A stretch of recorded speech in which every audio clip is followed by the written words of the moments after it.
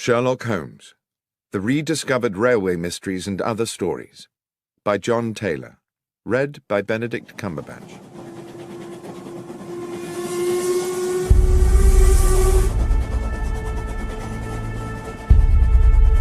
An Inscrutable Masquerade.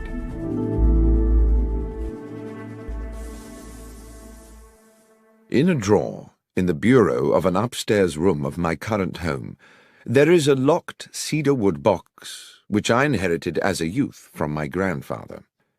This is, one might say, my box of secrets. When I was young, it contained the treasures of boyhood, a catapult, a lump of beeswax, the carapace of a crab. For many years since, it has been the repository of an archive, admittedly a ragged and disordered archive, a collection of notes and scribblings concerning some of the many cases of my lifelong friend, the consulting detective Sherlock Holmes, which, for one reason or another, I never took the trouble to write into proper reports. Having had recently a little time on my hands, I reopened this box of yellowing notebooks, and it seemed to me that several of the cases, given the ocean of time between those events and the present day, would now bear telling. And I begin by chronicling an adventure which I may have dismissed for several reasons, not because it lacked baffling and intriguing elements, on the contrary, but mostly, I think, because it was, for me personally, such a dizzying and distressing experience. It was a Wednesday evening in July, at the end of a day of strait-jacketing heat, and I sat next to the open window of our parlour at Baker Street, drinking in the air and hoping for the liberating ripple of a breeze. The newspaper on my lap reported the release from police custody of a known criminal, Tobias Organ, arrested some days previously for the murder of Max Zimmerman, a moneylender shot through the head in his small apartment in Wardour Street. In the end, there had been insufficient evidence to charge Organ with murder, even though the police clearly thought him culpable.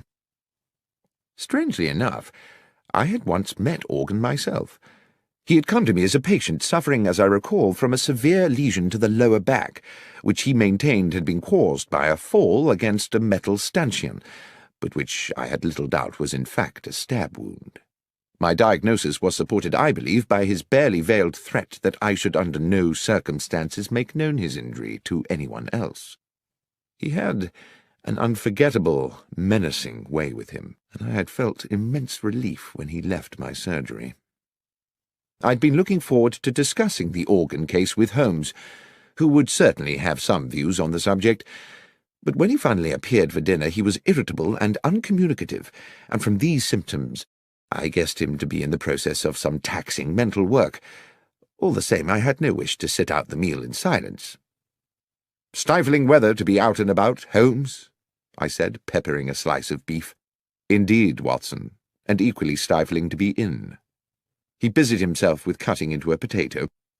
After a while I said, "I've not seen you today. I presume you were somewhere on business." "Yes, Watson, I was." Another pause, the chink of cutlery. "Somewhere local?" "Somewhere very local, Watson. I'd expect you'd like to know where." "Well, I've no wish to be intrusive." "In the basement. I've been all day in the basement of our house, and since your desire not to be intrusive is clearly struggling against your overwhelming curiosity to know, I will tell you why I was there." And he paused and smiled, in the full confidence that you will not breathe a word to a soul about it. "Why, Holmes, of course not, and on the understanding that if I do tell you, you will not be able to leave this house until my work is complete." "What?" I put down, almost dropped, my knife and fork. "You don't mean not leave at all?" "That's precisely what I mean. So it may be that you would prefer to forego my secret rather than consent to becoming a prisoner here for what might be several days." Hopelessly intrigued, I gave no thought to the discomfort of being shut indoors in this sultry heat, no thought to the boredom, not even any thought to the fact that I had appointments in my diary. "I'm prepared to abide by your request, Holmes." He stood up from the table, his meal unfinished, and went across to the hearth to retrieve his pipe and tobacco pouch. As he filled his pipe and lit it, he sank into his armchair. "I believe you have been preoccupied with the case of Tobias Organ, Watson." Yes, it has been on my mind. How? You twice left the newspaper open at that page. The moneylender Zimmerman, a legitimate businessman with a wife and young children, was murdered with an army rifle. The police have many reasons for believing Tobias Organ to be guilty of the crime, and one of these is that he owns an army rifle. Organ, of course, denies that his firearm is the murder weapon. Well, yes, I said, one would expect he would. But suppose, said Holmes, suppose there was a science which could with certainty tie a bullet to the gun which fired it. Well, that would be marvellous, I said.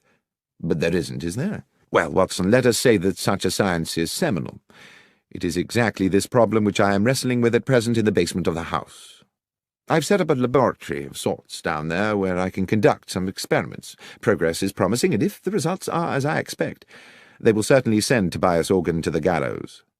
But Organ is an utterly ruthless villain, undoubtedly guilty of a number of murders, but devious enough always to palm them off on others. If he were to gain even an inkling of my work, we would be in the utmost danger. I can see that you would be in danger, Holmes, but how might I be? As I say, Watson, Organ is ruthless. To get at any enemy, his favourite trick is to abduct someone close to his adversary, often with, I'm afraid, horrific consequences. You know too much now, and since I'm not prepared to put you at risk in that way, I fear you must sit it out in these apartments. You must not answer the door, you must stay away from the windows, no visitors. You must lead the life of a prisoner until such time as this matter is settled. Well, I said, it might be good for me. I have a medical paper to write, and the period of confinement might induce me to keep my nose to my studies. Excellent, Watson. I'm sure your sacrifice will not be in vain. I really did not see myself sacrificing very much at all. I spent the evening cancelling all appointments of the following week, and went to bed rather looking forward to a few days of fruitful incarceration. The morning found me in a hopeful mood in what appeared to be an empty house. Holmes, I presumed, had already descended to his basement laboratory. Our landlady, Mrs. Hudson, had left me a pleasant, cold breakfast, an indication that she herself had had to leave the house early. The day, while already warm and bright, had not yet begun to turn oppressive. The clock over the hearth ticked slowly as I settled down to my books, experiencing for the first time since my student years some of the quiet ecstasy of study. By midday, the room had become hot. My concentration meandered, and thirst plagued me. I wandered downstairs to Mrs. Hudson's apartment and found her still absent, so I proceeded down to the basement to ask Holmes whether he knew what arrangements had been made for lunch. The door to the basement was shut, and when I tried the handle, I found it to be locked. From within, I could hear the occasional crack of what sounded like a gun being fired, and the grind of metal on metal like ball bearings rolling round an iron bowl. "Holmes, are you there? Watson, what are you doing here?" "I'm in the process of an investigation." "Indeed?" "Yes, I'm trying to find out what's happening about luncheon." "You'll have to prepare something for yourself," he called back. "I'm afraid I've sent Mrs. Hudson away. I cannot risk the lives of innocent people. And Watson, be so good as to keep away from the basement. Confine yourself to our own rooms and to the kitchen. There's a good fellow." "Very well, Holmes, but—" "Yes?" "I really would very much like a newspaper." "I'm afraid you must do without. Neither of us can take the chance of leaving here until this business is complete. Now, please, let me get on." I trundled to the kitchen. I managed to find myself some bread and cheese, which I took back upstairs. Our rooms were now very hot, and since I was forbidden to sit near the window, I ate my luncheon over my books, dropping crumbs into the creases of Gray's Anatomy and beginning to feel restless. After lunch, I managed to force myself to a little more work, but by 3 o'clock had fallen asleep in the armchair. I woke to hear the sounds of evening traffic moving along Baker Street. I listened with something like envy to the busy hubbub of those who were free to come and go, who had families to return to, and simple feasts awaiting them at convivial tables. My lot seemed bleak by comparison.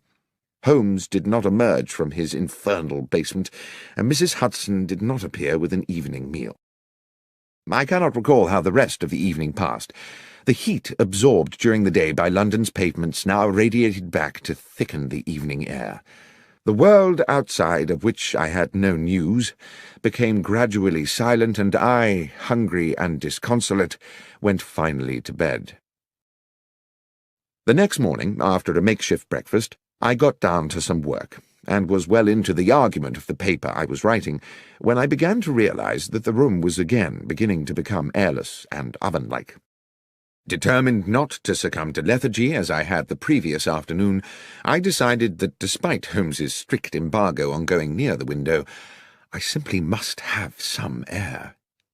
As I raised the sash, I saw a cab approaching along Baker Street and stopping directly beneath the window. The passenger who stepped out was Nicholas Cartwright, an old university friend now writing for the Times. I hadn't seen him for a couple of months, and he seemed about to pay a surprise visit.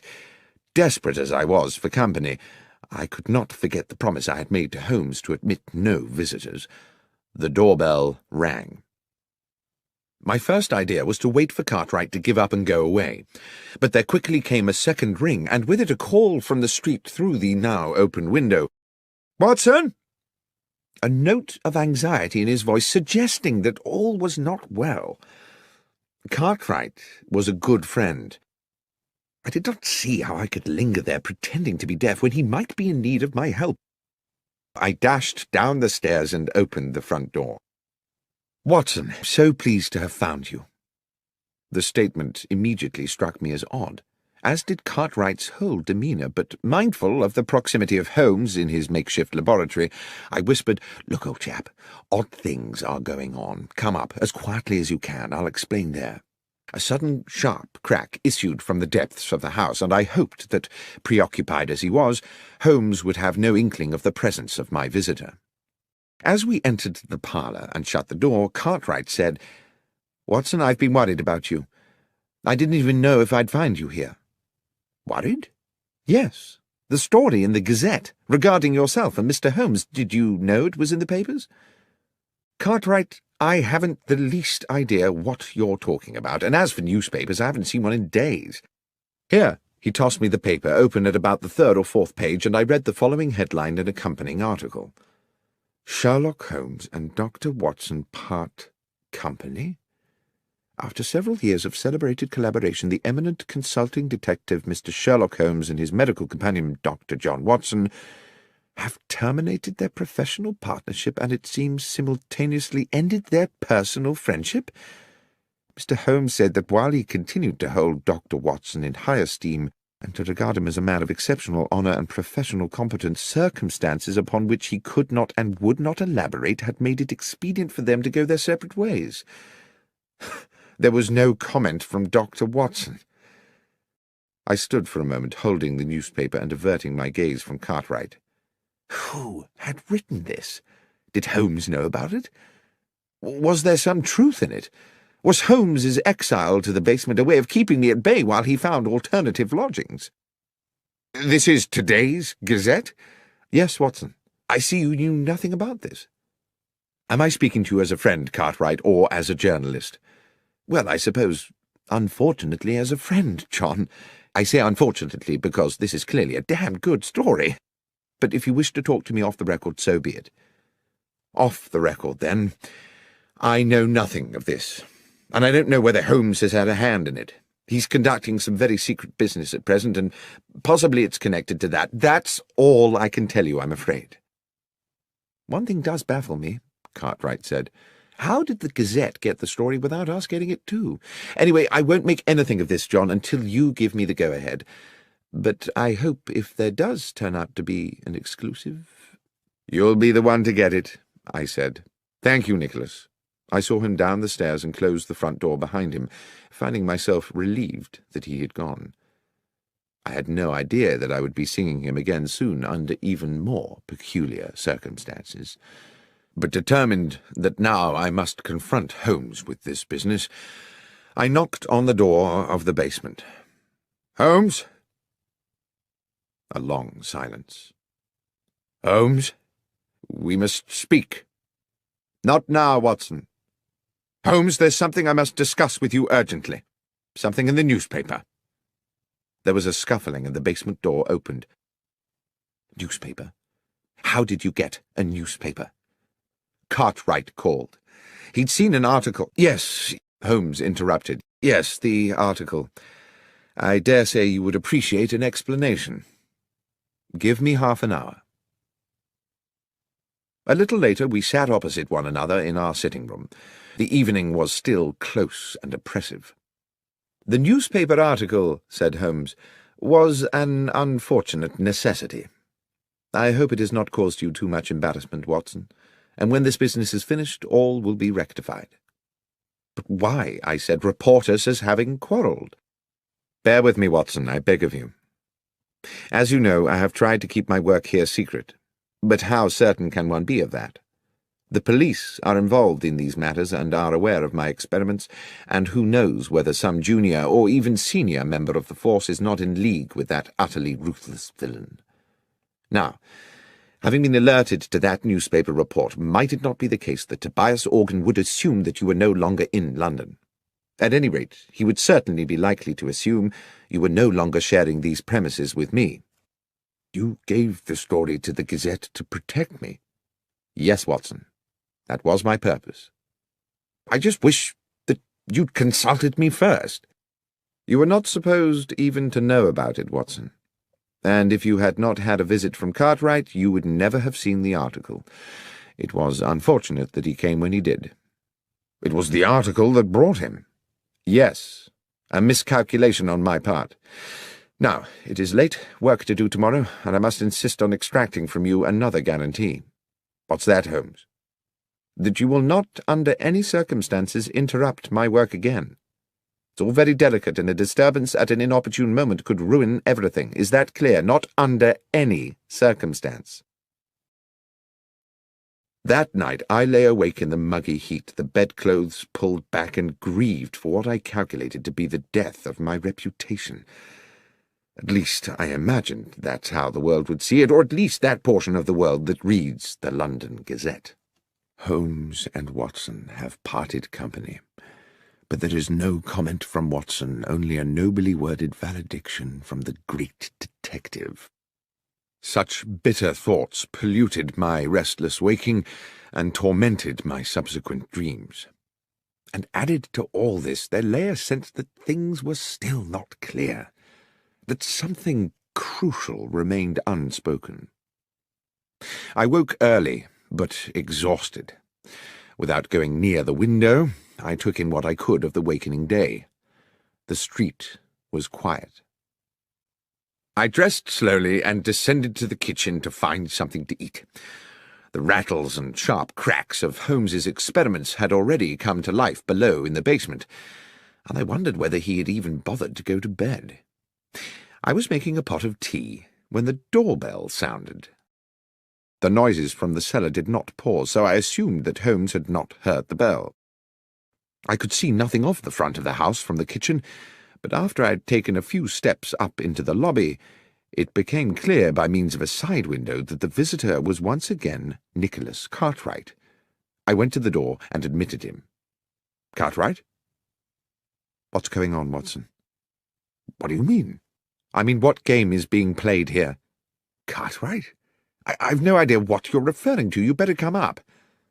He was, I could tell, steaming with anger, though I had no idea what I could have done to arouse it. He would not sit. He stood, with his arms behind his back, a man preparing to deliver an accusation.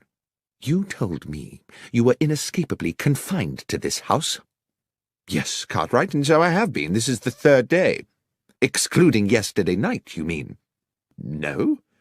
I was here yesterday night, too, tossing and turning in my bed at the thought of my ruined reputation. Watson, see here.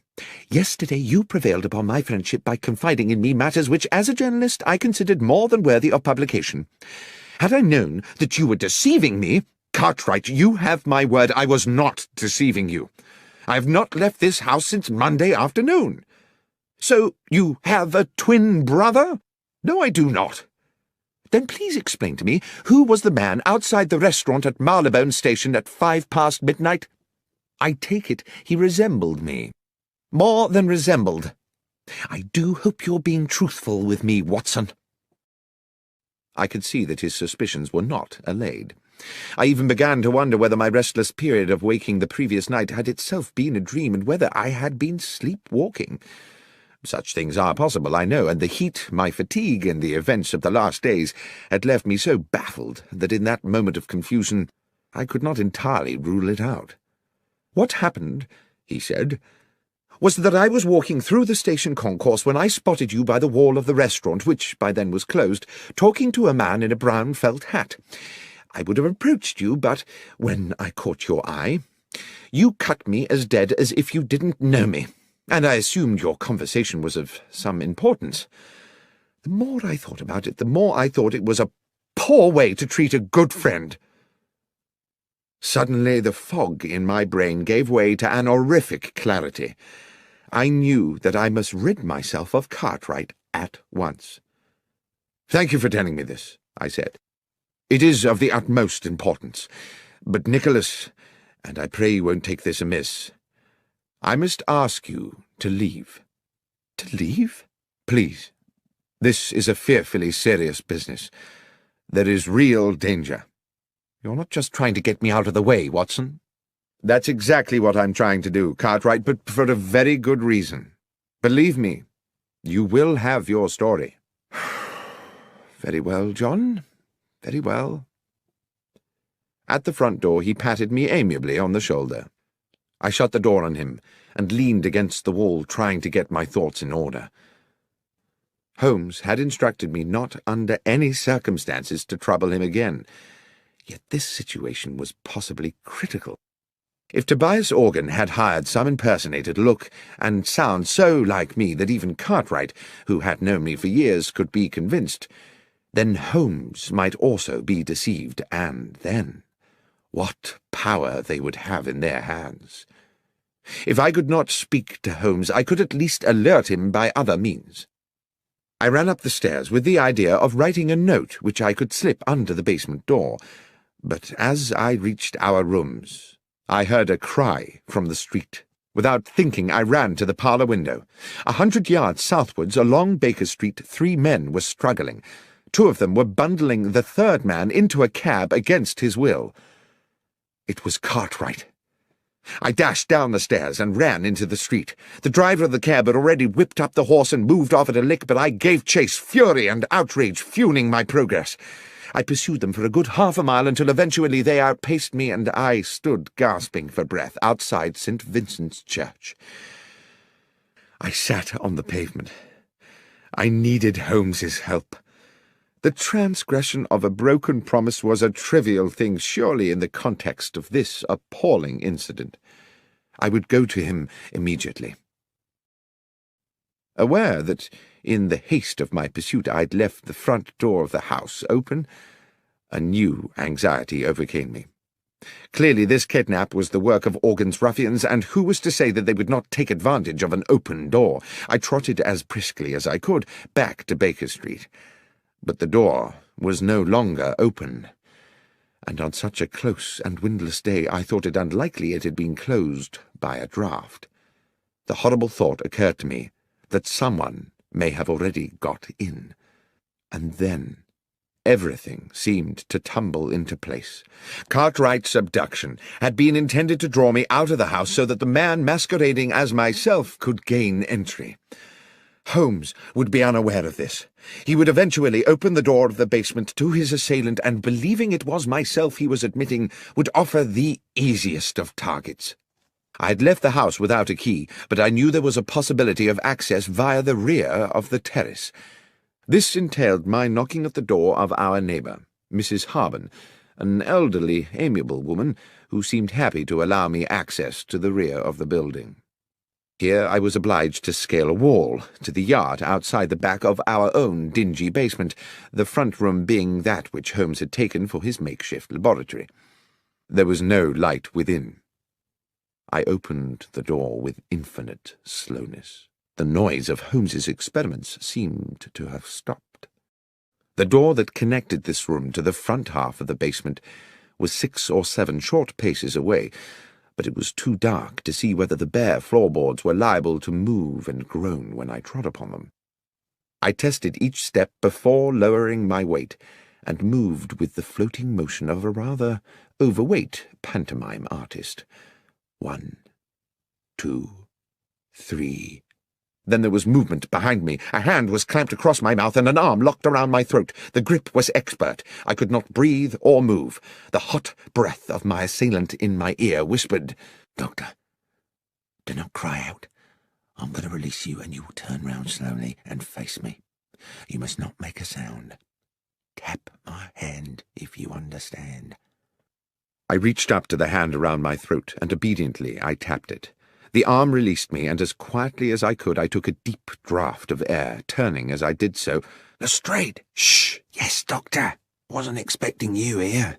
Or rather, in a sense I was, but since you are just about to arrive, I wasn't expecting you to come in the back way as well." The policeman smirked at his little conundrum. "Will you explain to me," I began, "what on earth you mean?" "Not now, Doctor," he said. "Glad you're here, though, sir. An additional pair of ears. Up close to the door now, and listen, it won't be long." It was indeed less than a minute before we heard the door from the front of the house opening into the laboratory, and the arrival of what sounded like 2 men. The door was closed with a thump, and a gruff voice said, "So this is it?" "Yes, this is where he's working." There was something familiar about that second voice. "And he won't be back for a while?" "No. Half an hour, I should think." At that moment, with a shock, I recognized the other voice. It was my own. I turned to Lestrade again, but he just put his finger to his lips and indicated that I should continue to listen. "So what's the plan, then?" asked the gruff voice within. "To match the bullet that killed Maximum with the ones from your gun," said my voice. "The police know you killed him, but they need Holmes to provide them with evidence that will convince a jury. Evidently, I thought, the gruff character is Tobias Organ." I heard him pace about, then spit noisily. "Zimmerman's not the first one I've topped, and they've never got me yet. They say you only got £4, 10 shillings from him." "Never you mind what I got. Anyway, I never killed him just for the money. I killed him because he gave me a bad look. He gave me a bad look, and I gave him a bad headache. A bullet right between the eyes. Now, let's deal with this little problem." Suddenly there was a tumultuous crash, as if one of the walls had fallen in. "In we go, Doctor," said Lestrade. He pushed the door hard, and we rushed into the laboratory, where Organ had kicked Holmes's equipment flying in all directions, and where, to my amazement, I saw that he was now being attacked by myself. A perfect duplicate of me cracked him a right hook, then a left hook, and then felled him with a blow to the side of the head. Organ hit the floor like a sack of cabbages. Lestrade was on him in a flash, cuffing Organ's arms behind his back. Lestrade blew his whistle and then proceeded to arrest him.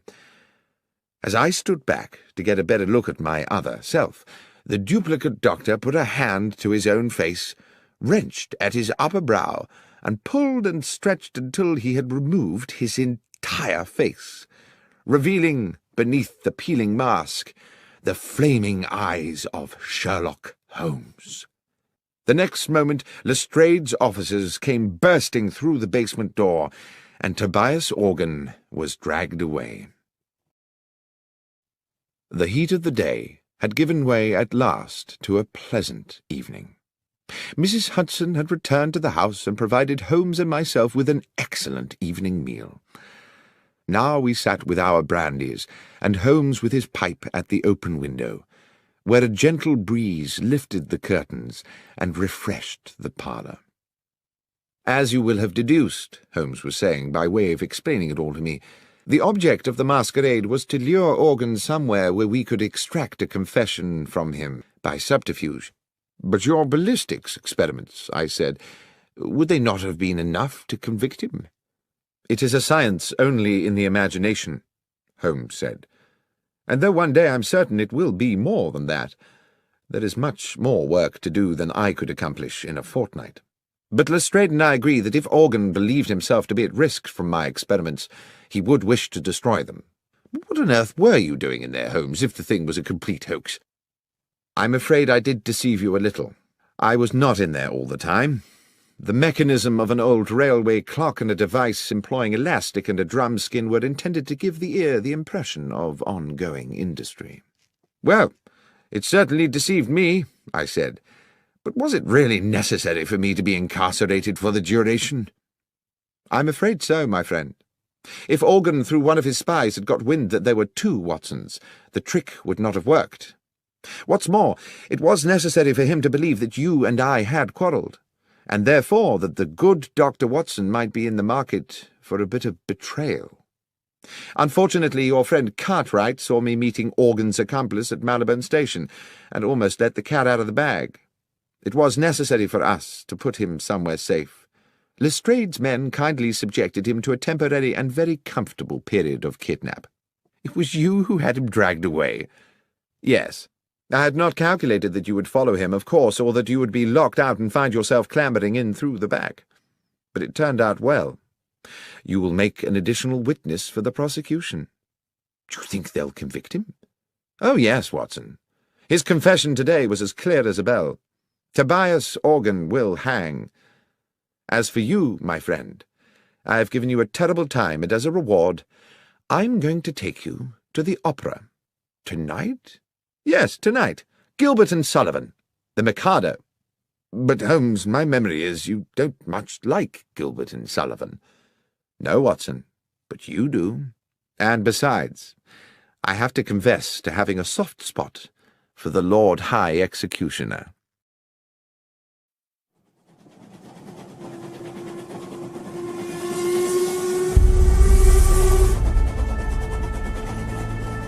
The Conundrum of Coach 13.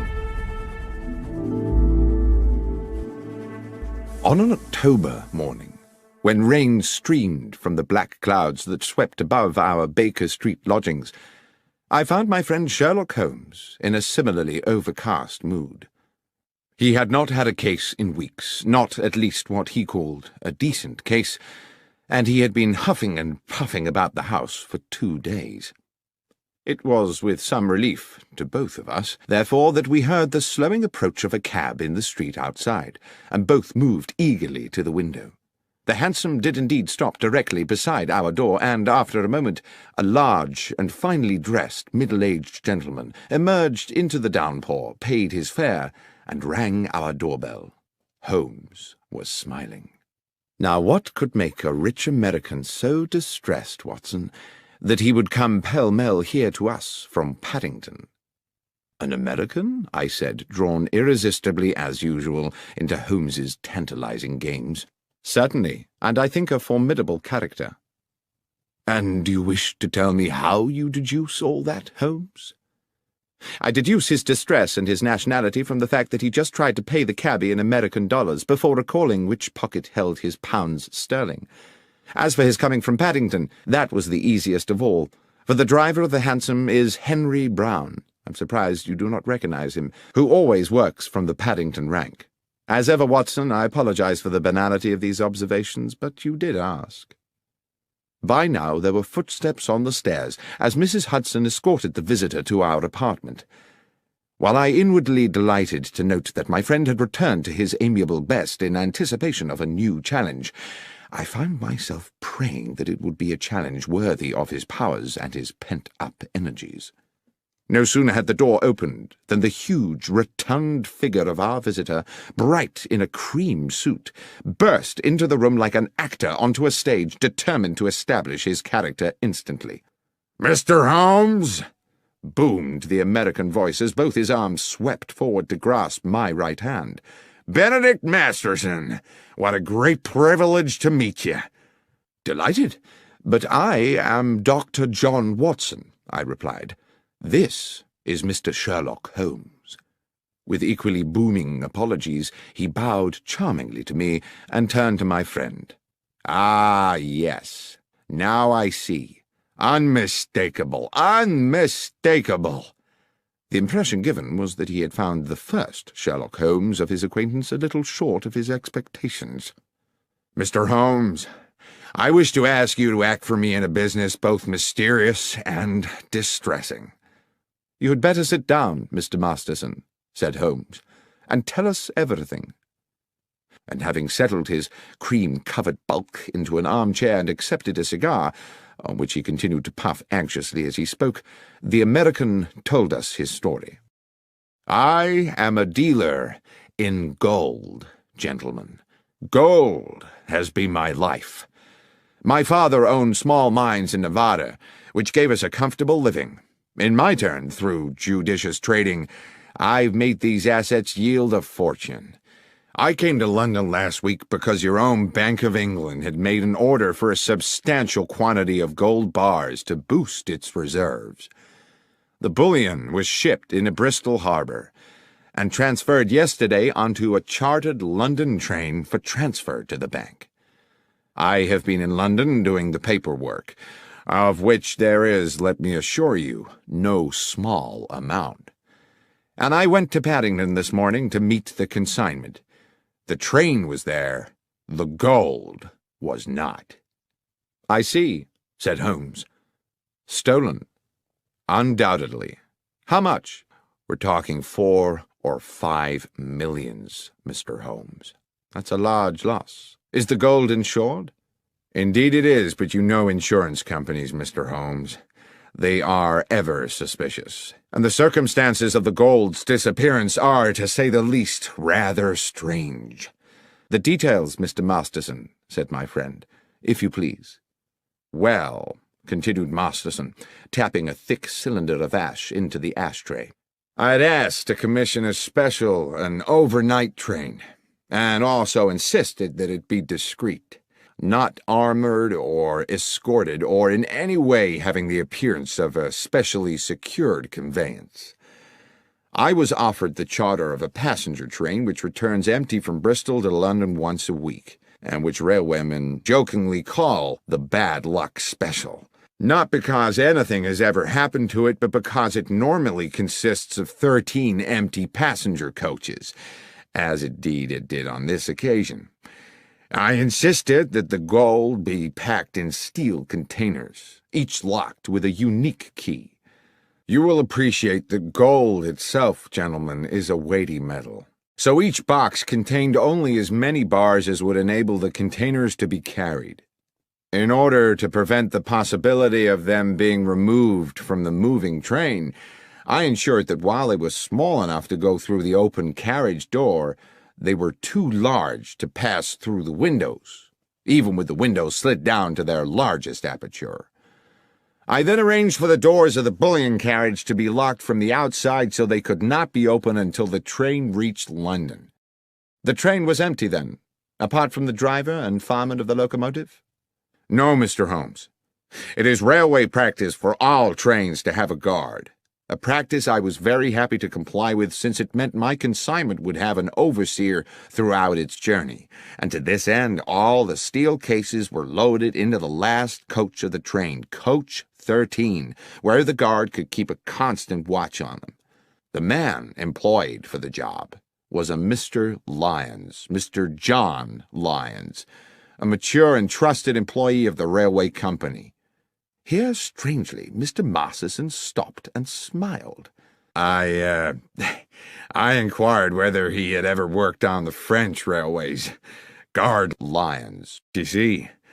Gare de Lyon." Holmes smiled politely and nodded. "Forgive me, gentlemen, I could never resist a pun. To continue, the train left Bristol at 3 this morning, as scheduled. But when it arrived at Paddington at 6, the steel boxes of gold were gone. Mr. Holmes, this was an impossible robbery. The train stopped only once for a minute or so to take on water. Hardly time to unload a single box of bullion, let alone 100 of the darned things, weighing in at 150 pounds apiece." "And the guard?" asked Holmes. "Lyons claimed that he fell asleep somewhere into the journey and woke to find the bullion disappeared. He's being held at Paddington along with the driver and engineer, but all ardently protest their innocence." "And with regard to other suspects, can you think of anyone in your organization who might feel inclined to take advantage of you?" Masterson pinched his lips and looked embarrassed. "Well, if I may confide something to you in the strictest confidence, my estranged wife, Laura, still has shares in the company. She believes that she should have more.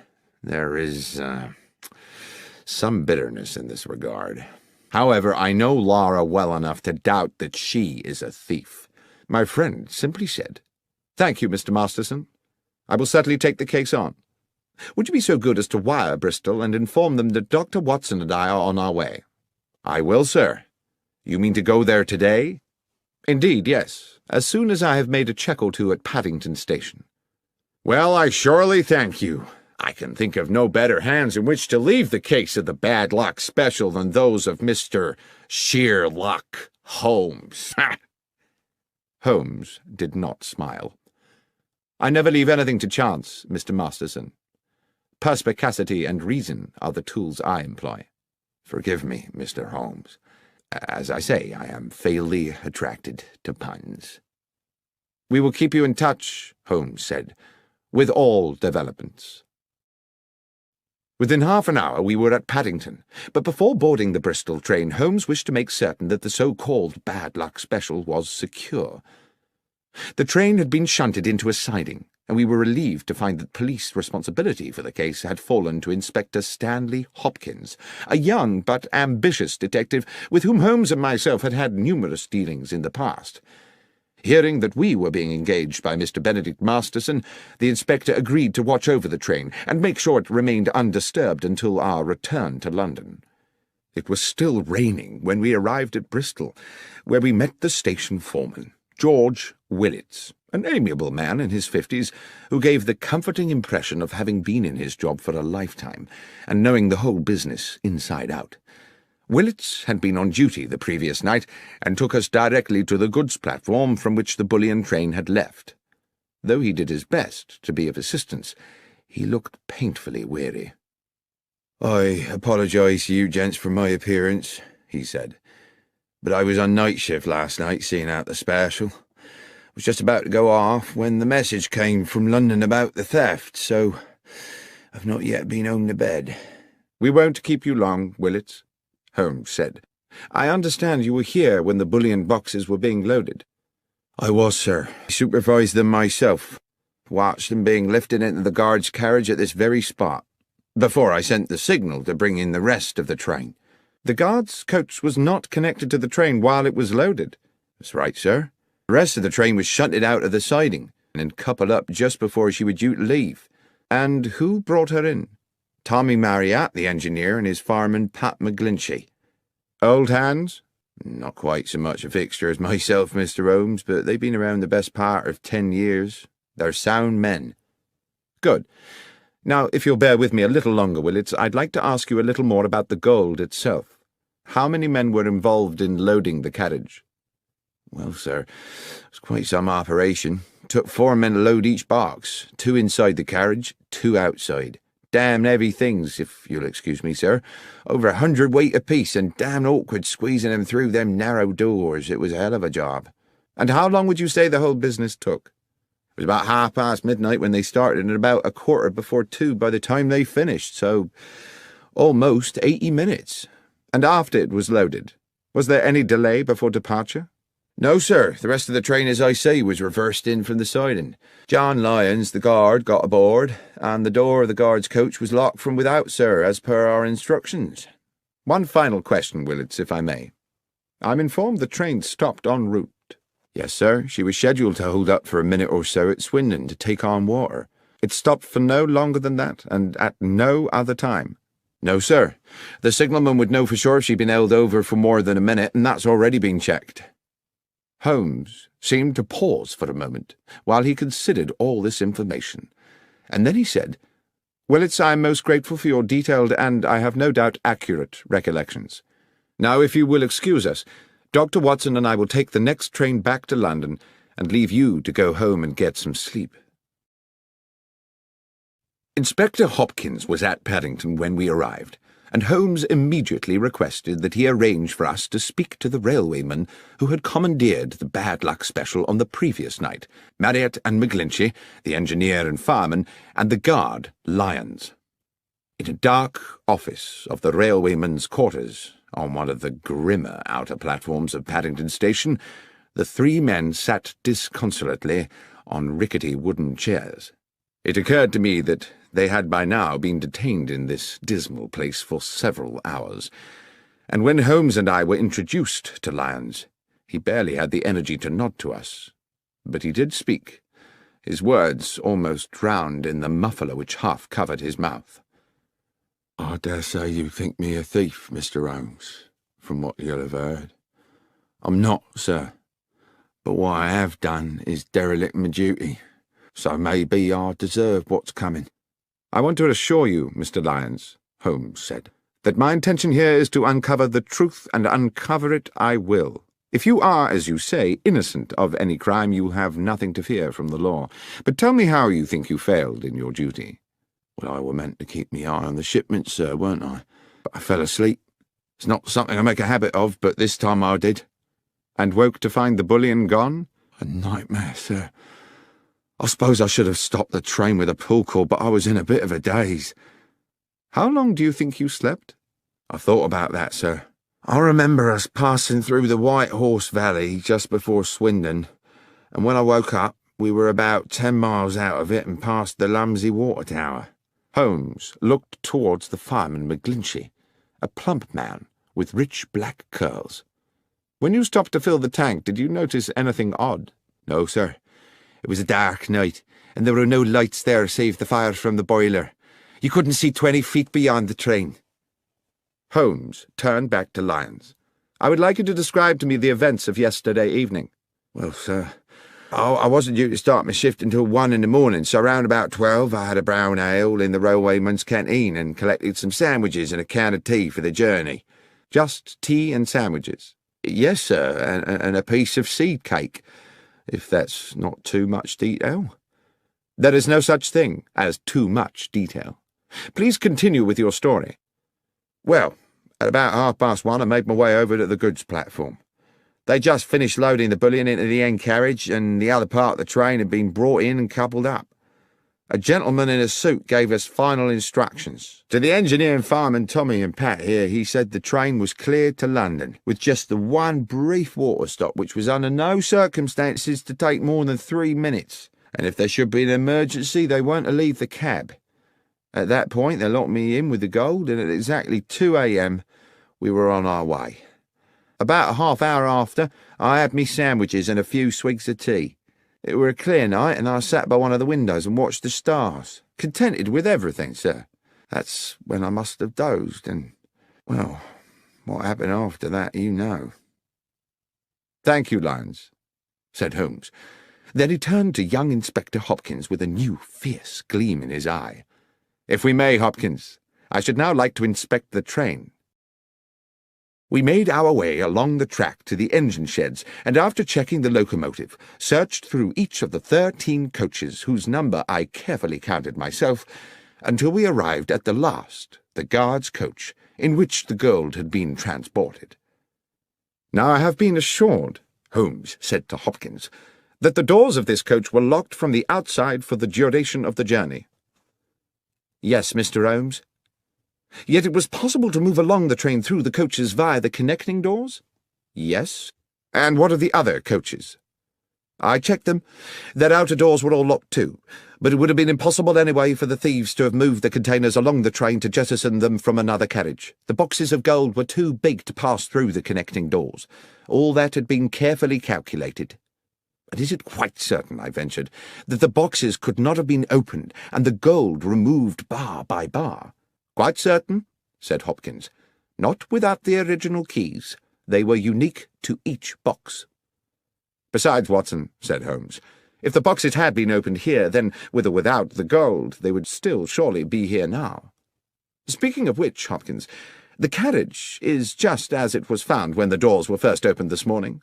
As I said, Mr. Holmes, nothing's been touched." Holmes took an initial sweeping glance around the carriage interior, then stooped to pick something up from the floor. "This brown paper, I presume the wrapping for the guard Lyons's sandwiches." "Yes." "This is can of tea?" "Yes." "Curious that he had a can of tea?" No. Curious that a man under stress should be so painstakingly tidy." I don't understand, sir. Never mind. What do you make of this, Hopkins? Holmes had picked up from the corner a loop of scarlet fabric, silken and ruffled. I don't know, Mr. Holmes. I was completely baffled by it. It seems to be a small decorative item of some sort from a lady's wardrobe. A hair tie, I should think, I said. How might it have got here?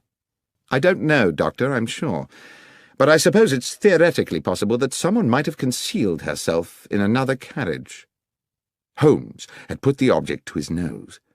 There is a perfume to it, he said, but faint, as though it had not been worn for some time. Could it belong to the thief? I asked tentatively. Possibly, said Holmes, though I think that might have been a thief too many. He stooped to replace the scarlet fabric on the floor of the carriage. I think we are close to a conclusion, Watson. Hopkins, I should like to talk to the guard lions again, and to the driver and his fireman. Please make sure that there is at least one other police officer present, and we must be sure to invite Mr. Benedict Masterson to our little denouement, since he's been kind enough to pay the fee for this investigation. By the time Masterson arrived, the clock was approaching 9, and we sat in the old mess-room bathed in dingy yellow gaslight. The rain rattled ceaselessly on the roof and windows, and, when we were all assembled, the 3 weary railwaymen, along with Benedict Masterson, Inspector Hopkins, a junior officer, and Holmes and myself, the gathering became hushed and expectant. Masterson said, "Well, this has certainly been a baffling business, Mr. Holmes. But I assume we're here because you've picked up some clues along the way. You are certainly a man equal to his reputation, sir. The inspector mentioned a red silk trinket of some sort." "Yes," Holmes said. He produced the item from his pocket. "This piece of perfumed fabric. The clear message is that someone was concealed in the carriage with the bullion." "I see. And moreover," I put in, "that the concealed person was probably female." Masterson appeared a little shaken. "Female, you say? Oh, dear." "If I may," said Holmes, "we will return to that later. Mr. Lyons, let us revert for the present to the subject of your sandwiches." "My sandwiches again, sir?"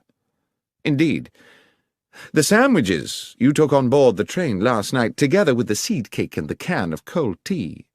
You say you ate them just before you fell asleep." "Yes, sir." "You ate the sandwiches and the cake, you dozed off, you woke up again, and the gold was gone." "Yes, sir. That's how it happened." "And when you came round and realized the gold had gone, you say it was like a nightmare." "Yes, Mr. Holmes." "You were very agitated?" "I certainly was. Too agitated, I expect, to sweep the floor of the carriage." "To what, sir?"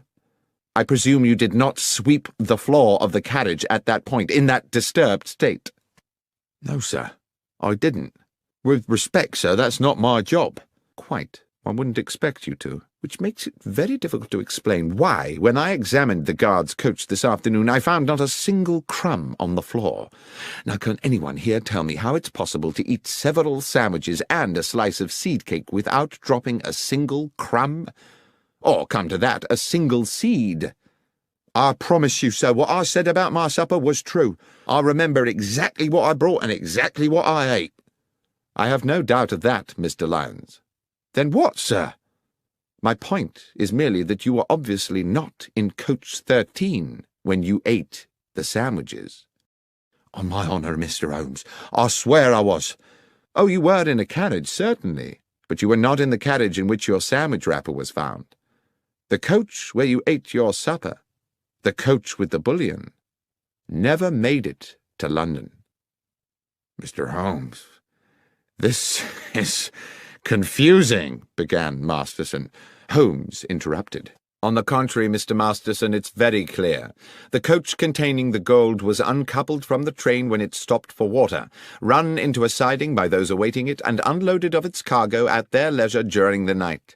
It was a perfectly dark night. There was no moon, so the railwaymen, as Mr. McGlinchey here has recently confirmed, could from the water pump see nothing of what was going on at the back of the train. "But, Mr. Holmes," said Inspector Hopkins, "the Bad Luck Special has 13 coaches. Everyone knows that. And you will no doubt yourself have noted that we passed through exactly 13 coaches in our inspection of the train this afternoon." "Oh, it has 13 coaches now, of course, Inspector," Holmes said. "And it only struck me after we had left Bristol and its pleasant station-master Willets that he had described to us in detail his whole engagement with the loading of the gold and the departure of the train without once mentioning that he'd counted the coaches before the train left. The fact is, he didn't count them. He didn't think he needed to. The Bad Luck Special had always consisted of 13 coaches. He wasn't to know that your accomplices at Bristol had added an additional coach to the train before it was attached to the coach carrying the boxes. A coach with its seats stripped out to make it practically identical to the bullion car. On that one night, the Bad Luck Special had not 13, but 14 carriages. When the train stopped to acquire water, it simultaneously shed a coach, and it very nearly, he continued, turning back to Lyons, shed a guard, too. You're a very fortunate man, Lyons." "I don't feel fortunate, sir." "Your good fortune is that you are still alive, and that in turn is because you were fortunate enough to fall asleep. Imagine if you had not. The train stops. The thieves uncouple the rear coach with yourself inside it. As soon as you see them, you become a risk to them. There's no telling what they might have done. What I believe actually happened was that as they were releasing the carriage from the train, someone noticed that you were asleep inside. They took the opportunity to move you into the next coach, along with your tea can and sandwich wrappings. You may be thankful you did not wake at that moment." Masterson wore an expression of amazement.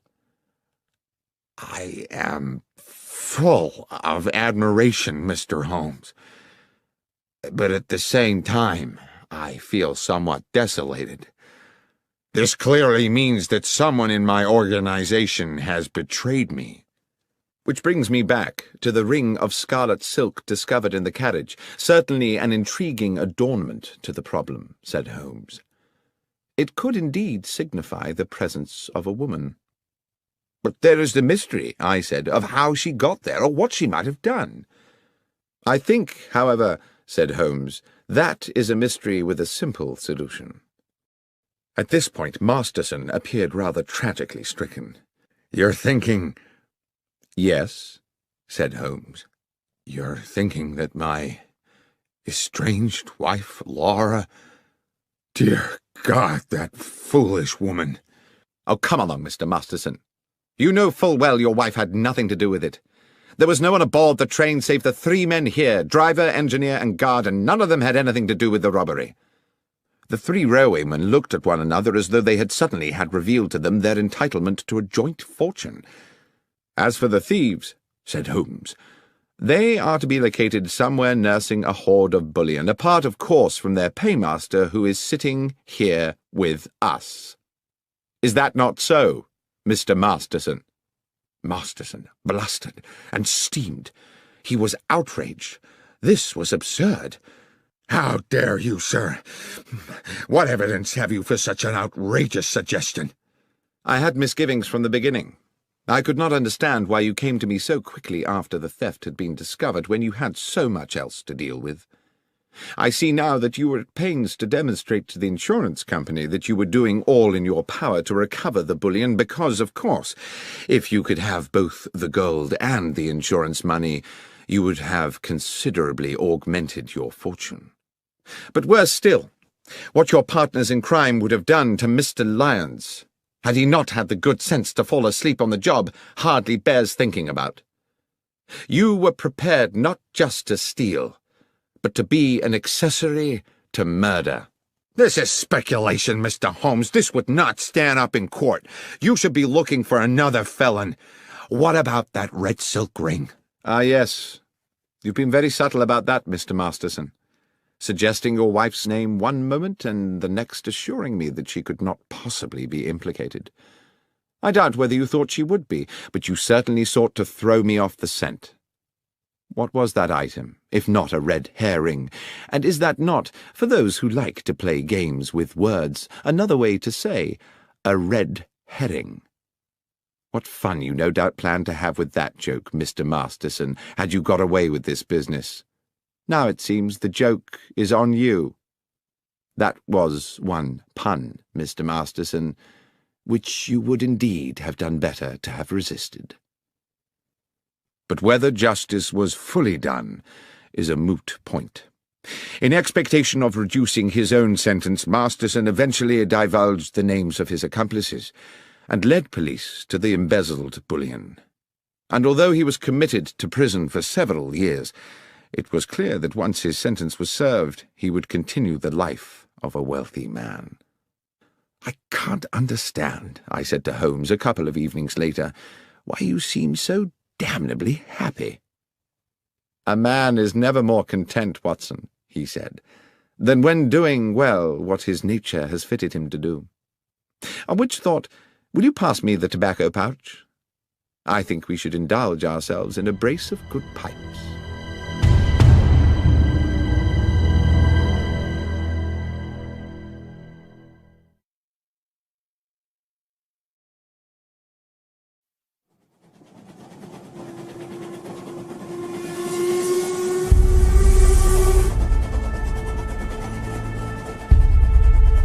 The Trinity Vicarage Larceny.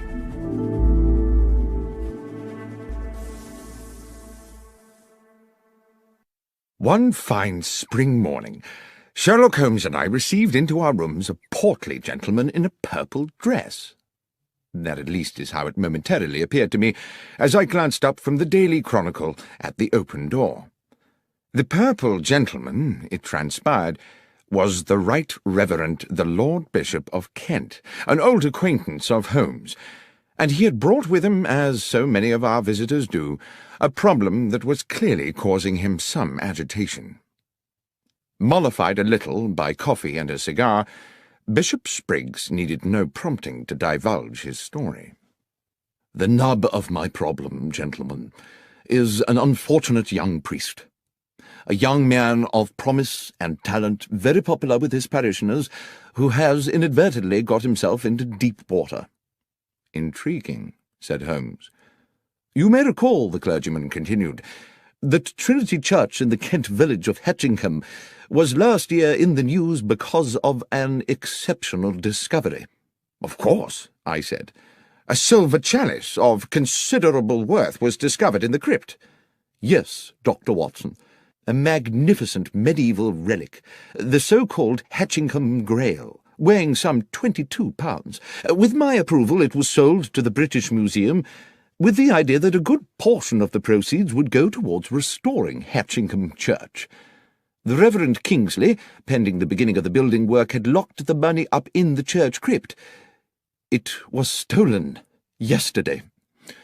Holmes, you can imagine what an outcry there'd be if this found its way into the papers. It would be bad for Kingsley and the Hetchingham parish, and goodness alone knows what it would do for the reputation of the church.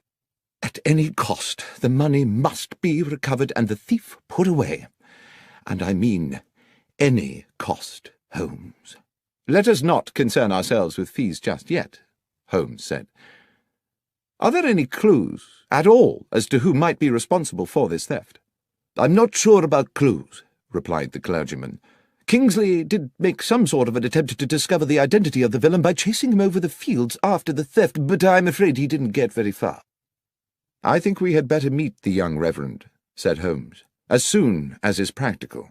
Watson, would you be at liberty to accompany me to Hetchingham for a few days?" "I'm utterly indebted to you both," said the bishop. "I dare say while you're in Hetchingham we could put you up at the Trinity Church Rectory. Or there's the Jolly Bulldog, if you'd prefer an inn." "Ah," said Holmes, "the Jolly Bulldog. Now that sounds like just my kind of animal." We journeyed to Hetchingham the next morning and established ourselves at the cosy but crumbling hostelry that was the Jolly Bulldog. Our landlord was a bluff man called Starkey, taller by inches than Holmes, and compelled to stoop to avoid the beams of his own ceiling as he lumbered about in heavy boots serving his customers. He grudgingly provided us with a late snack of bread and some rather tough cold meats, complaining that if everyone chose to be fed at 2:30 in the afternoon, they would have to invent a new word for the meal taken between luncheon and dinner. "Leftovers," said Holmes to me impishly, and at a level which I am sure Starkey was meant to overhear, "might be that word?" The publican growled ominously as he left us, and I leaned over to Holmes and whispered, "There is surely an example of how a little power may go to the head of a man and make him too big for his boots." "I was thinking rather," said Holmes, "from the way he clumps about this place, that his boots are rather too big for him." I saw the two gentlemen on a nearby table smile at this remark. "I shouldn't take a lot of notice of Starkey," said one of them amiably. "He's just as tiresome with all the customers." The gentleman introduced himself as John Hapton, and his companion as Matthew Winslow. Although neither Holmes nor myself disclosed the details of our mission to Hatchingham, it seems they knew we were expected, and it turned out that both gentlemen were members of the parish committee, and were fully apprised of the theft, though they were quick to assert that it was not yet public knowledge. "I hope you will be successful," said Hapton, "in bringing this thief to book. We are fond of our vicar, and he has been a deeply troubled young man since it happened." The Reverend Kingsley's house was accessed from Hatchingham Lane by a short stone path. A few steps beyond the vicarage stood the church, with, on the west side, a moderate-sized graveyard. On the other side, with its own access to the lane and shaded by a handful of fruit trees, stood Cherry Cottage, which we would later discover to be the residence of the verger and his wife. The Reverend Kingsley was a man in his early 30s, small in stature but of good looks, his clerical dress the quintessence of neatness. While clearly stricken by his predicament, he remained calm and articulate, and did his best to make us welcome in a pleasantly appointed parlour whose deep-coloured, thick-piled carpet and embroidered cushions evidenced a delicate sense of taste. "It's a relief to see you, gentlemen," he said. "The bishop told me all about you, about your many successes in solving complex cases. The problem, as you know, is that while we saw the thief escape, we were unable to establish his identity. However, there are one or two factors which, though they seem opaque to my own consideration, might prove illuminating under your own, if I might show you." "I would be most grateful, Mr. Kingsley," Holmes said. "First, though, I see that you have recently held a meeting in this charming room. I presume that apart from the 3 other gentlemen present, the 4th was yourself? You keep the side chairs in another room, I take it." "Good Lord, how did you know all that?" "Oh, it's a simple matter. The carpet beside the window has indentations of 4 chairs, and therefore I presume 4 people, but there are no chairs in the room whose feet would match." "Well, yes, you are, of course, quite correct," said Kingsley with a broad smile. "The parish committee convened here just yesterday, as we do each week. Yesterday was the day I broke the news that the Grail money had been stolen, and I hope that that news will remain privy to the committee members until such time as the thief is caught, but—" The vicar paused, and Holmes said, "Please, go on, Mr. Kingsley." "But," continued the young clergyman, "the gentlemen on the parish committee are the same 3 who sat here 2 weeks ago, when I revealed that the money for the Grail was in the crypt of the church. Only they and I knew of the fact, you see, so I can no longer be as confident as before that they are all honest men, which is a most unfortunate thing." "It was all in cash, I presume," Holmes said. "Yes, Mr. Holmes. I kept cash so that I could employ local men to restore the church and pay them by the day. I have little time to run to the bank and make a withdrawal every time a man finishes plastering a wall." "The money was under lock and key?" "Yes. There is a safe in the crypt where the church's small treasures have always been secreted." "And the crypt itself is locked?" "Yes. It can be entered either from within the church or by a door leading from the churchyard, and both those doors are locked at night. Mr. Holmes, I do hope you can help me with this. I don't know how my flock will ever forgive me if that money is not returned." Then perhaps, if you can bear to go over it all again, you would be so kind as to tell Dr. Watson and myself the circumstances of the robbery." "Yes, of course. 2 weeks ago, looking out of this window on a Monday morning at about 11, I saw a man—I'm fairly certain it was a man—standing at the lich gate and looking over into the churchyard. I would not have given this a moment's thought, except that he wore a hat with an unusually wide brim and had it pulled so low over his eyes, and his collar so high that one could not distinguish his features. As I say, I cannot even be certain it was not a woman, except for his way of moving. I watched him for a good 10 minutes before he turned and strode back along the lane towards the village. That same afternoon, this time from an upstairs window, I saw him again, but now further along the lane, standing under a tree and once again seeming to study the church and its grounds. His contrived anonymity naturally put me on my guard. In the evening after those first 2 sightings, I was sitting in that very chair, Dr. Watson, which you are currently occupying, when a thought hit me like a bolt of lightning, a thought which you no doubt will be surprised had not occurred to me earlier, that this stranger might have designs on the money in the crypt. After this alarming epiphany, I spoke to my verger, Sam Manners, and his wife, May, who keep house for me. They live in Cherry Cottage, which, as you will have seen, stands on the lane beside the church's lich gate. There's a short cut from their back door to this house, which they employ when they wish to see me. I mention that because, as I think you will agree, it bears upon the matter. I asked them to report to me if this sinister figure, or anyone else unknown to them, appeared in the vicinity of the church.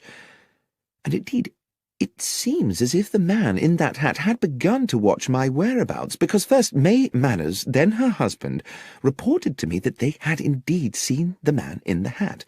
I began to feel that an attempt on the money was imminent. I resolved, then, to remain in the vicarage or the church grounds until I was certain that the threat had passed. I instructed Mr. and Mrs. Manners that if they saw the stranger again they were to take the short cut to my house and inform me immediately, but they were under no circumstances to approach him. And now we come to the day of the theft. Sam Manners was whitewashing the walls of the church. At this point Holmes stood up. "I think it would be as well, Mr. Kingsley, to acquaint ourselves with the geography of the church and its grounds. Might we continue outside?" A rapturous afternoon of sunshine and birdsong greeted us as we left the vicarage and walked out into the churchyard, where the Reverend Kingsley commenced our guided tour. I immediately began to locate us on a mental map of Hatchingham village and its surrounding areas, a practice I learned in my military days and which has served me well in civilian life. I could see in my mind the large oblong of farmland, about 2 miles across, with Hatchingham village and the church almost at opposite corners. This substantial area of land was surrounded on all 4 sides by public roads. Mr. Kingsley took us through the grounds on a grassy path which ran along the side of the church up against the gravestones of the churchyard. "This is the wall of the church Sam Manners was painting that morning," said the vicar. "He worked for a couple of hours, and at 12 o'clock I sent him off to his cottage for his regular midday meal. I went back into the vicarage and took up a book. After about 20 minutes there was a knock at the back door. Mrs. Manners was in a frantic state. She and Sam had just seen the man in the white-brimmed hat going into the churchyard. I told her to return immediately, and to tell Sam to meet me here at the crypt door, and I came here directly to find myself staring at a spectacular mess." He pointed to a flight of 4 steps just off the path, leading to a door low down in the half-painted church wall. "The door to the crypt," he said, "from which the thief must have made his exit, and not expecting to encounter a paint bucket, presumably kicked it flying in his haste to escape." A residual expanse of powdery white, still damp in places, stained the flagstones at the bottom of the steps. "Sam was with me within seconds," continued the vicar. "We could see nobody, but we soon guessed which way he'd gone. If you'll follow me, gentlemen." The vicar led us a little further along the grassy path, to where the churchyard ended in a wooden fence. Set into the fence was a stile leading on to a footpath. "That," said the vicar, "was his escape route." Beyond the stile, the ragged footpath traversed the meadow through weeds and rough grasses, stretching away into the distance. Along this narrow track could be seen intermittent blobs of white. "And I suppose the presumption would be," said Holmes, "that the trail of white paint marks are the fleeing man's footsteps." "Yes, exactly. Obviously our man escaped across the field to Harding Lane, Mr. Holmes." My companion nodded. He stopped at the stile. "There are two white handprints here," he said, "a right hand and a left hand. The fellow was in some haste, as indeed one would expect." Holmes crossed the stile athletically and walked a little way into the field. Bending down, he examined one of the white marks, then plucked up a handful of grass and returned to us. "Thank you, Mr. Kingsley. I think I've seen all I need to here. Is there anything else you think might help us?" "Yes," said the vicar enthusiastically. "Back at the house." Holmes requested that Sam Manners and his wife join us in the vicarage, and a little afterwards in Mr. Kingsley's kitchen. Mrs. Manners set herself to the task of making us all tea, while Holmes paced the stone floor slowly. I sat at the kitchen table with the vicar and Sam Manners, a ruddy man in his early 40s, whom Holmes was now addressing. "So, Mr. Manners, you are the only person to have caught a glimpse of the man in the hat on the day of the robbery?" "I believe so, sir. I was at the window taking my lunch.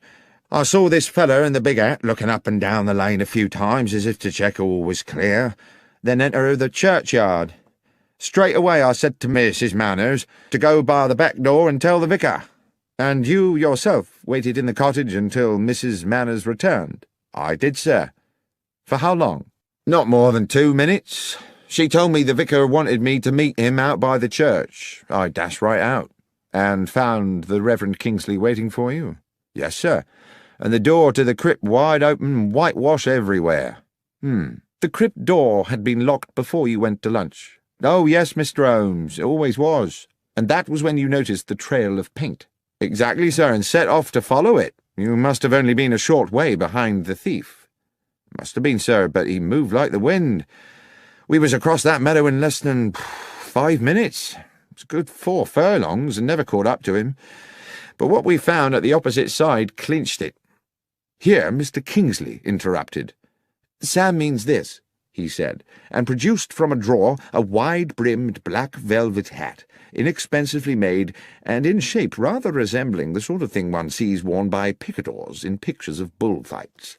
Holmes took the hat and turned it around in his hands. "It was me found it, sir," said Manners. "I was running a bit ahead of the Reverend, hoping to catch up with our thief, and as soon as I was over the stile I saw it in the grass by the road, just where I suppose it had fallen from his head." "Well," said Holmes, "while I cannot see yet how that will help us, with your permission I shall take it away with me." "Of course," said the vicar. "We'll leave you then, but by way of that path across the fields. I'd rather like to follow the route taken by our escaping felon." And so it was that we made our farewells and set out from the churchyard across the wide meadow towards Harding Lane. Although it had been a week since the church thief had fled, there remained a clear trail of white footprints across the entire width of the field. The path ended at another stile, which gave onto the shaded narrowness of Harding Lane. We calculated that to return to Hatchingham village we could go in either direction around the perimeter of the meadow. We took the route west along the Pincham Road rather than going east and back via the church.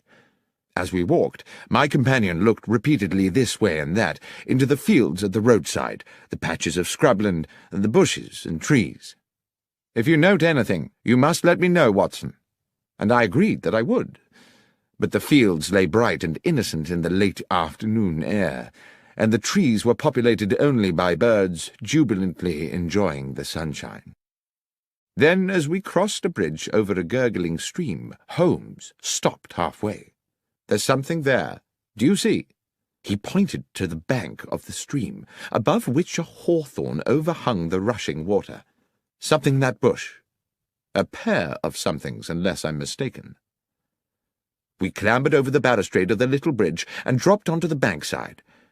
The hawthorn was thick, and even at close quarters my eyes were at pains to penetrate into its depths. Holmes, using a fallen branch the thickness of his arm, smashed his way into the bush.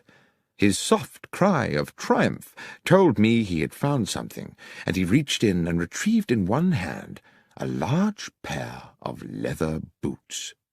"What do you think, Watson? Is this or is this not the footwear of our thief?" "They're certainly large, those of a very big man, I should say, and there are white marks on the soles. Shall we see how they fit those prints on the church meadow?" "I think we can assume that much, Watson. But what would induce the villain to jettison his boots here?" "Perhaps," I said, "he thought he was still being chased, and knew that if he were caught wearing them he would be recognized straight away." "Equally suspicious if he'd been found with no boots at all," said Holmes, "though I suppose he may have carried a spare pair of shoes with him. Watson, it is fairly clear to me the thief is a local man. Why, unless he feared to be recognized, would he indulge in such an elaborate disguise? Let us go back to the Jolly Bulldog. That, after all, is where the locals like to congregate." In fact, on our return to the inn, we found John Hapton and Matthew Winslow, the parish committee men we had met earlier, having returned to, or perhaps never having left, the same table. As we sat down, Holmes placed beside him on the floorboards the pair of boots we had found in the hedgerow, causing the two gentlemen to look at them inquisitively. When Starkey, the landlord, arrived to serve us, the first thing he said was, "Your boots, gentlemen?" "Not ours," said Holmes. "We found them in a bush in Harding Lane." "Strange what some folks'll throw away," said the publican. "They looks in prime order to me." "Hardly been worn," Holmes replied, and then he asked, "Would these boots fit you, Mr. Starkey?" And seeing our companions on the nearby table watching, he added, "Or either of you, gentlemen?" "Not me, sir," Starkey replied, rather more amiably than I had expected. "I know my boots look weighty, but my feet ain't so big as you might think. It's just I'm subject to blisters." "But you find big boots help your blisters?" I asked, my experience of patients suffering with that condition telling me the opposite. "No, sir. To start the blisters, I need to put on 3 pairs of thick hose, so I always gets my boots well over my proper foot size." Then, rather sardonically, he said, "Thank you, though, for asking, sir." Mr. Hapton, on the next table, asked, "Do you mind me asking, sir, what's your interest in boots?" Holmes said, "It's an investigation we are conducting in which boots have, well, some scientific significance." Then to me he whispered, as our neighbour turned away with a disbelieving grimace, "It's as I thought, Watson. We have our culprit." "Starkey? No, not Starkey. One of these—" and I indicated with my thumb the 2 men from the parish committee. "No, Watson." "Who, then?" "These boots, Watson, do you observe nothing untoward about them?" "No, not at all. They're practically new. They're of a large size. Apart from that, they are undistinguished." "On the contrary, my friend, I would say they were distinguished by a lack of paint." "I beg your pardon?" "I mean, Watson, that there are white marks on the soles, to be sure. But tell me, pray, how a man with his hands covered in whitewash could have unlaced and removed his boots without leaving marks on the laces?" "I don't know," I said, "but it would be a singular coincidence if someone completely innocent had jettisoned a pair of boots with paint on the soles." "There is no coincidence," Holmes said. "These boots were undoubtedly left here by the thief, but not in the way we were intended to believe." "Are you suggesting that you know who the thief is?" "The thief, Watson, is the Reverend Kingsley himself." "But how could it be, Holmes? There was no time for him to escape across that meadow and return to the vicarage in time to meet Sam Manners outside the church. How can a man chase himself across a meadow?" "As you know, Watson, we are due to meet the bishop this evening at Trinity Vicarage. So let us finish our meal. I will explain everything there." We had promised the bishop an interim meeting at the vicarage to advise him of our progress in the case, which no doubt the clergyman expected to be only moderate this soon after our previous meeting. But we had hardly settled to our sherry in Mr. Kingsley's comfortable parlour than Holmes declared dramatically, "You will no doubt be delighted to know, gentlemen, that Dr. Watson and I have solved the case." I did not think it my business to confess that after my previous conversation with Holmes I was as much in the dark as anyone, but I sat quietly sipping my sherry while I watched my friend open the bag we had brought from the inn and remove the 2 large white-stained boots we had found beside the stream. The bishop's eyes widened. I have to say he looked incredulous. Mr. Kingsley, too, wore a sceptical smirk and raised his eyebrows. "Please tell us, Mr. Holmes, what you think you have found?" "Dr. Watson and I found these," Holmes explained, "in a bramble bush in Harding Lane. Big boots suggested we were seeking a big man, yet the footprints told us his stride was short. It was our landlord at the Jolly Bulldog who enabled me to understand the dichotomy. He is a man who buys bigger boots than his foot size in order to accommodate extra socks.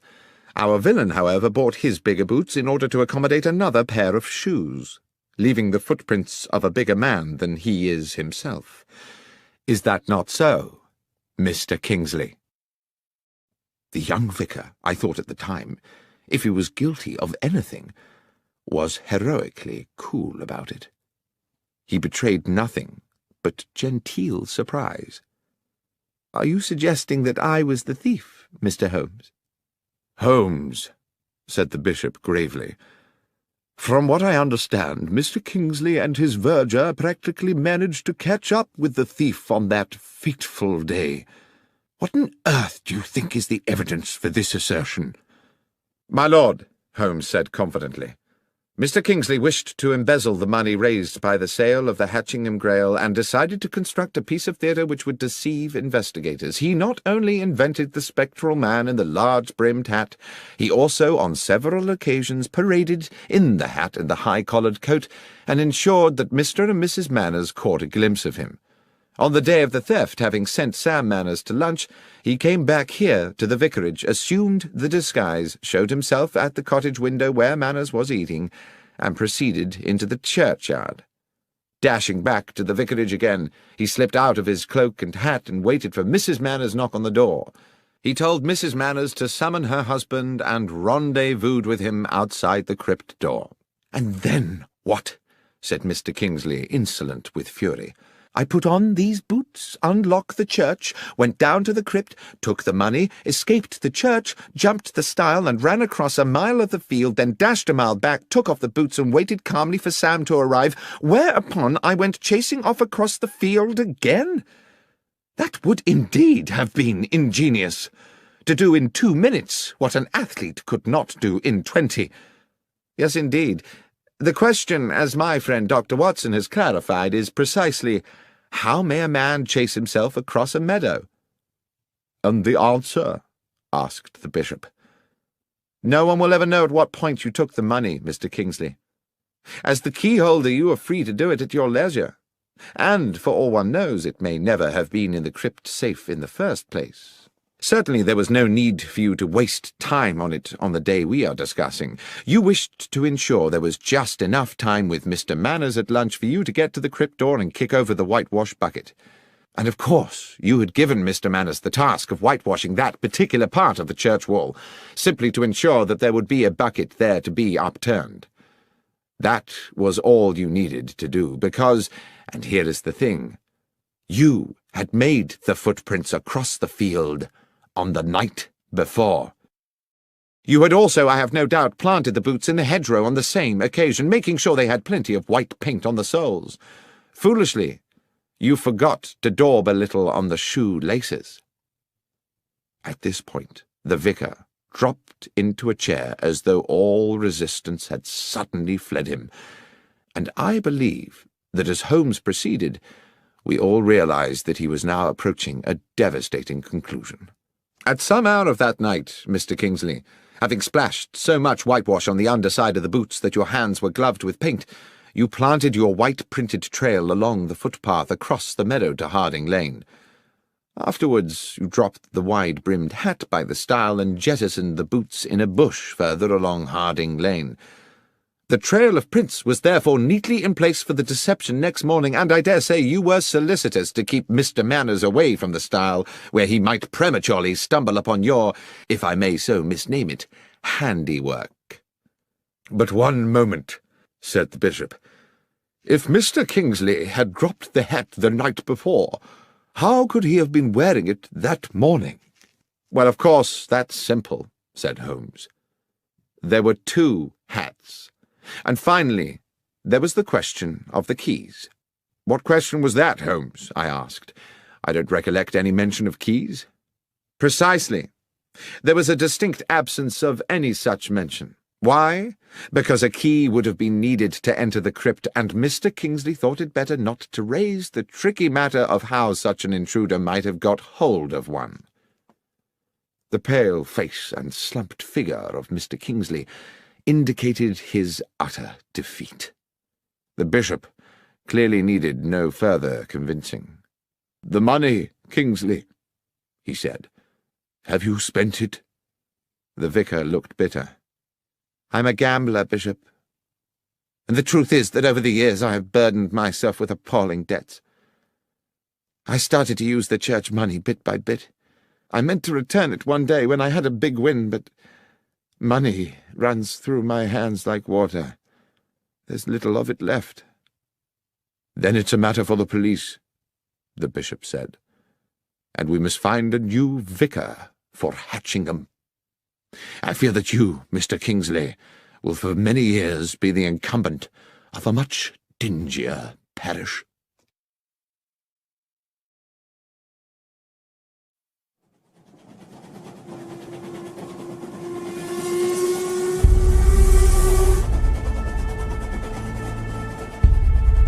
The 1059 Assassin.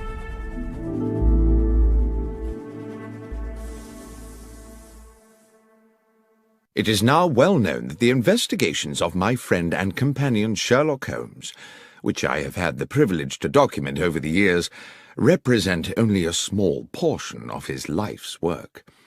Many other cases have fallen into the obscure well of history. But nothing departs this world without leaving some trace or memory, and now and then an old story rears its head. So it was with the events of the Stovey murder. A letter came to Holmes one morning at our Baker Street apartment from Samuel Carpenter, an elderly publican at the Horse in Colours hostelry in the Kent village of Stovey. Several years previously, Samuel Carpenter had been a witness at the trial of Arthur Weeks, a local villain accused of intimidation, abduction, blackmail, and grievous bodily harm. Holmes had been involved in helping police on the case with footprint evidence, and thus had come to meet the amiable publican. I suppose we never expected to visit the quiet settlement of Stovey ever again, but the letter contained a clear and urgent summons. "Dear Mr. Holmes, you did say when we made our farewells 4 years ago that if ever there should be a day when I had need of your assistance, I was to write to you immediately. I'm afraid, sir, that day has come.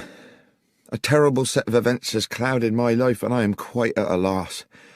Arthur Weeks, that ruthless villain you helped put away, died in jail a few months ago. Ever since then his son, Henry, has been making our lives a misery. I found my dog Catcher shot dead in the field, and twice a dead fox in our water tank. I started getting letters threatening to burn down the inn, telling me I should one day wait in vain for my wife to come home.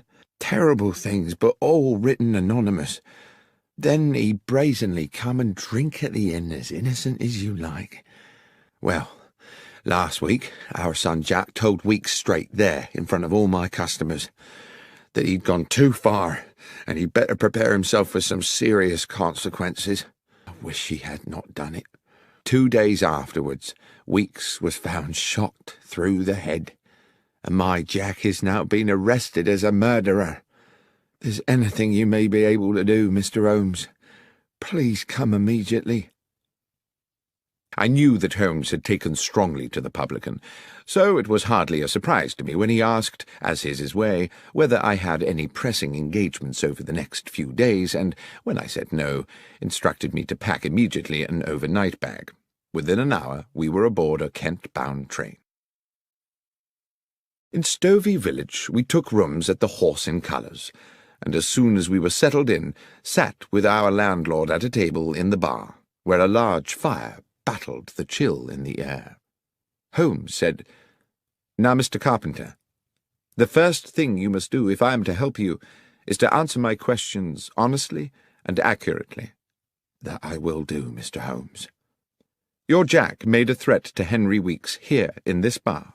"Yes, sir." "And 2 days later Weeks was found dead?"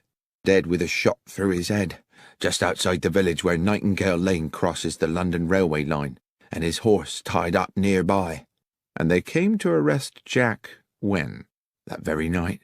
But Jack wasn't here, of course." "Wasn't here?" "Jack couldn't have killed him, Mr. Holmes. Jack was already aboard the London train when Weeks was killed.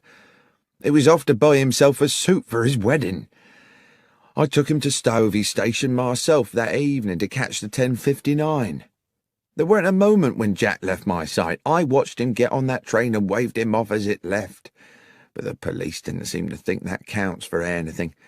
Soon as he got back here next day, they carted him off, and he's now under lock and key in Maidstone jail." "Well, Mr. Carpenter," said Holmes, "I accept unequivocally that what you are telling me is the truth. But my sense is that this is going to be a very convoluted business, and I must impress on you the need to be patient." When Carpenter had returned to serving his customers, I said quietly to Holmes, "Surely, if what the old chap says is true, the police have no case. Weeks must have had 100 enemies hungry for his blood, with far weaker alibis than Jack Carpenter." "Perhaps so," said Holmes, "but I fear the word of a father in defence of a son is unlikely to be regarded in court as compelling evidence, especially when the police have their minds made up in advance. Watson, I've a suspicion that things may get a lot more obscure before they become clearer. Let's make good use of the afternoon by acquainting ourselves with the details of Henry Weeks' unfortunate end." Our escort to the scene of the crime was a local policeman, Sergeant Berry, a man of stubborn practicality, whose uniform one suspected must have been artfully augmented to accommodate the spectacular rotundity of his belly. He clearly felt he had better things to do than to accompany a consulting detective to the scene of a crime when the culprit was already halfway to the gallows. Walking from Stovey village, we arrived at a spot about 30 yards from a level crossing where the main London railway line traversed Nightingale Lane. "Darkhill Crossing. Corpse found here," Sergeant Berry said bluntly. 6 feet from the fence. Victim's horse still tied to the fence. Cause of death, single bullet entering just here." He put a plump finger in the centre of his brow. "Weapon?" "A gun," said the policeman insolently. "I am aware," said Holmes, clearly irritated, "that if a man is killed with a bullet, then the probable source of the missile is a firearm. What I want to know is whether the weapon has been found, or, if not, whether anyone has deduced the type of gun from the type of bullet." "No gun found," said Berry. "As for the bullet, far as I know, it's still at the end of a short tunnel into his skull." "And the horse?" "Oh, I don't think we can pin it on the horse, sir," the policeman said with a smirk. "Sergeant Berry," Holmes was threateningly patient, "are you able to assist me in this investigation, or would it be more convenient to you if I were to apply to my acquaintances at the yard to find me an alternative guide?" The policeman looked suddenly chastened. "Just my joke, Mr. Holmes. Yes, I can take you to the horse, sir, and to the body." We saw the horse first. It had been stabled with the police horses in a yard in the village, a tall brown stallion with rather frightened eyes. When young, it must have been a formidable creature. Now it looked ragged from a lifetime of hard riding. Holmes looked it over carefully. The animal was skittish, seemingly distressed, and tried to pull away when Holmes held its bridle to examine its head. I watched rather nervously as my friend entered the stable bay and walked round the animal, which threatened to jostle him against the walls. Then, when he reached the front of the creature again, Holmes said, "There's a mark here. A sharp wound, can you see?"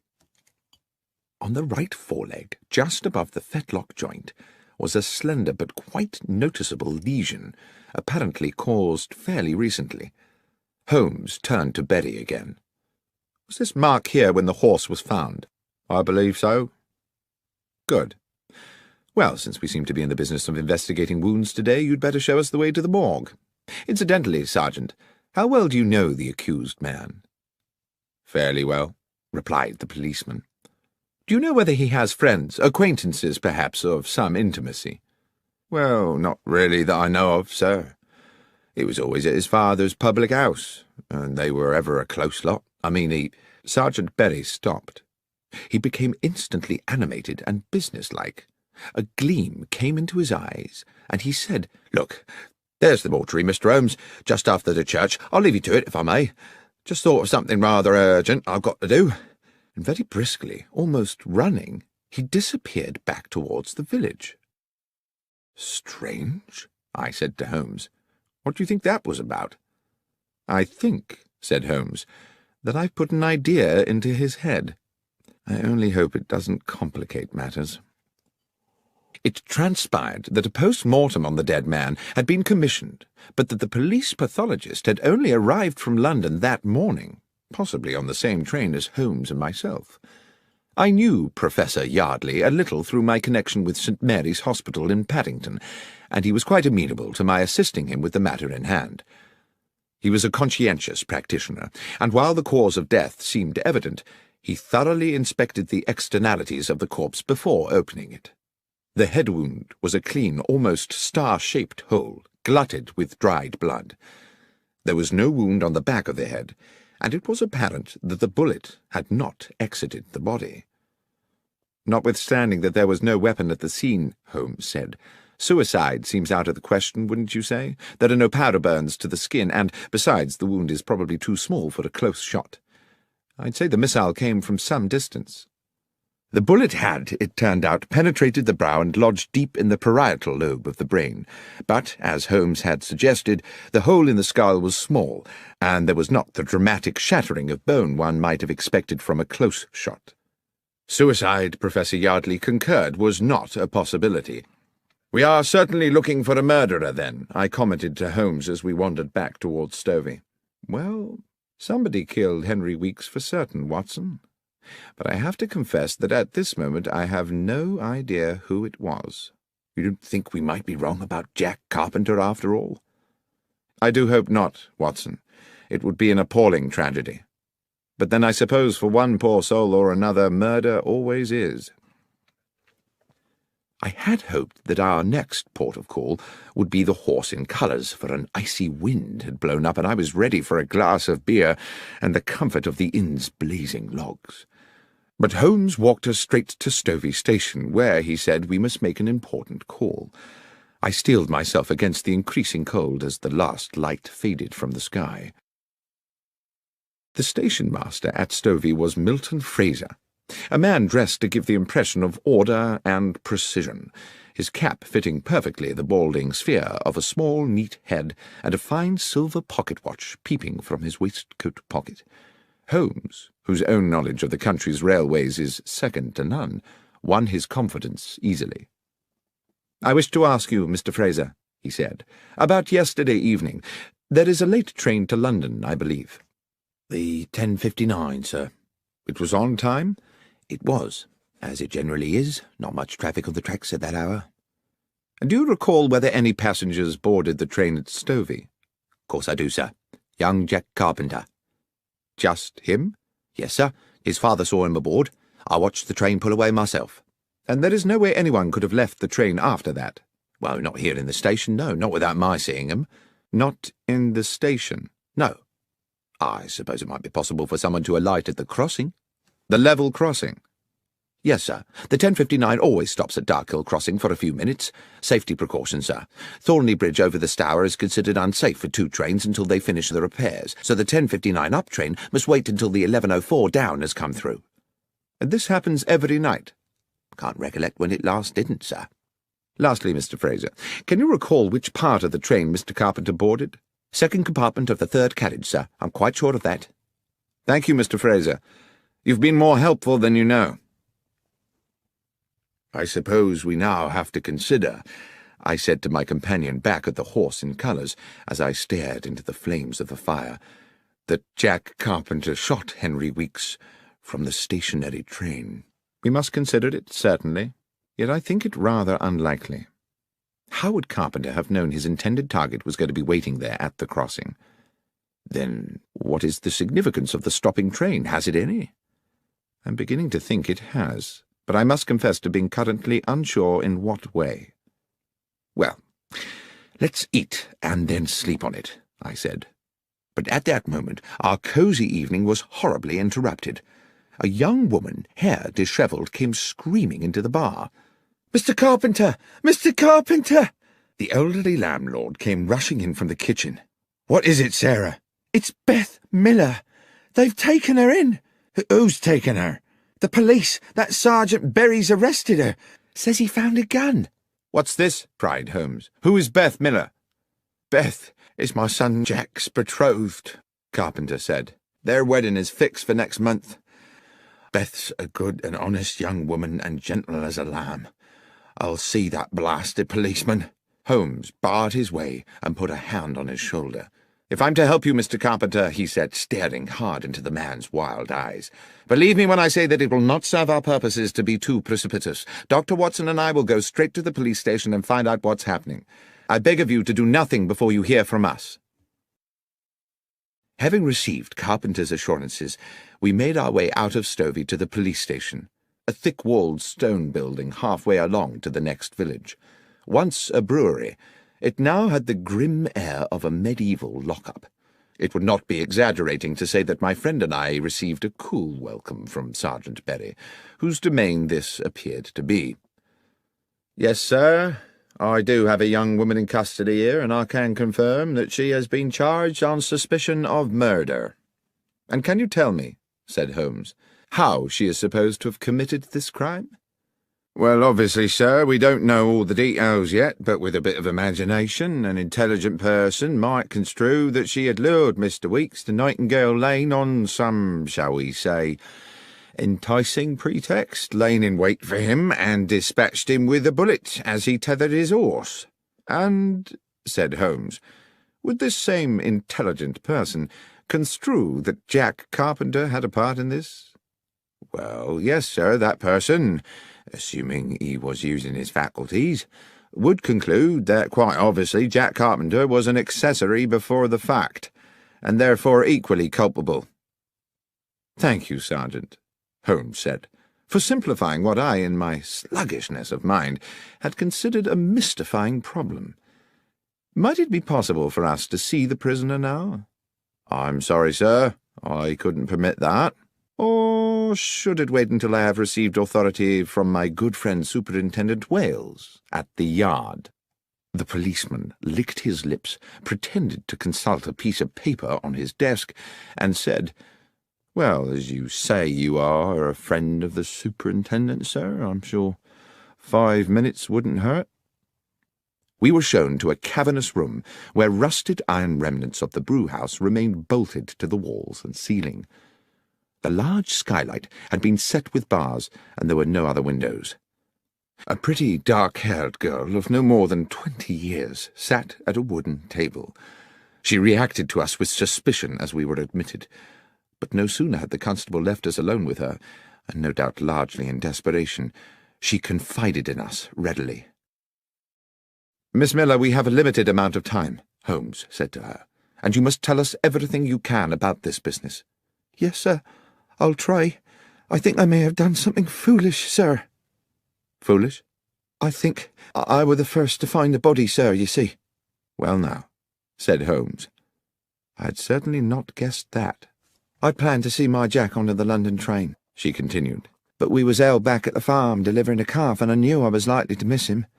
The train usually stops by Dark Hill Crossing, so I thought if I cut along Nightingale Lane, I might be able to wave him off.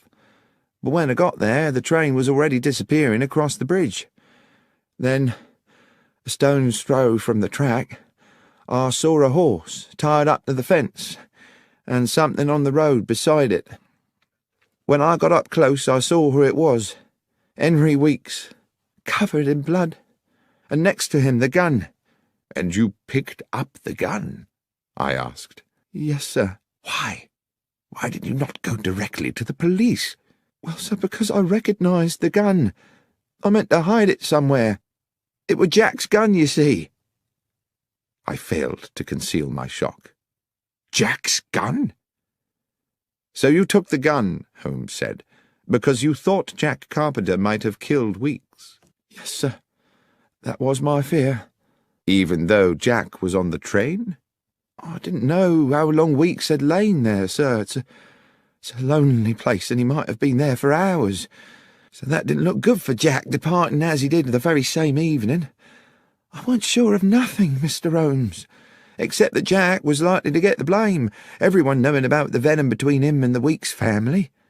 "And what," Holmes said, "did you do with Jack's gun?" "Wrapped it in my shawl, slung it on my shoulder, and took it home to hide it. But I was unlucky. On the way I passed Sergeant Berry. I think he must afterwards have puzzled over my strange burden, for he came today to search the cottage, and that's when I was arrested." "But Holmes," I said, "if the murder weapon was beside the body, doesn't that at least establish Jack's innocence?" "Unfortunately not, Watson. The assumption we had made was that the murder occurred while Jack was on the train. If it happened well before that, I fear that either he or Miss Miller here remain the prima facie suspects." "But I didn't kill Henry Weeks, sir. I swear to God." "I don't believe you did, Miss Miller, but we have to convince the police of that. Be hopeful."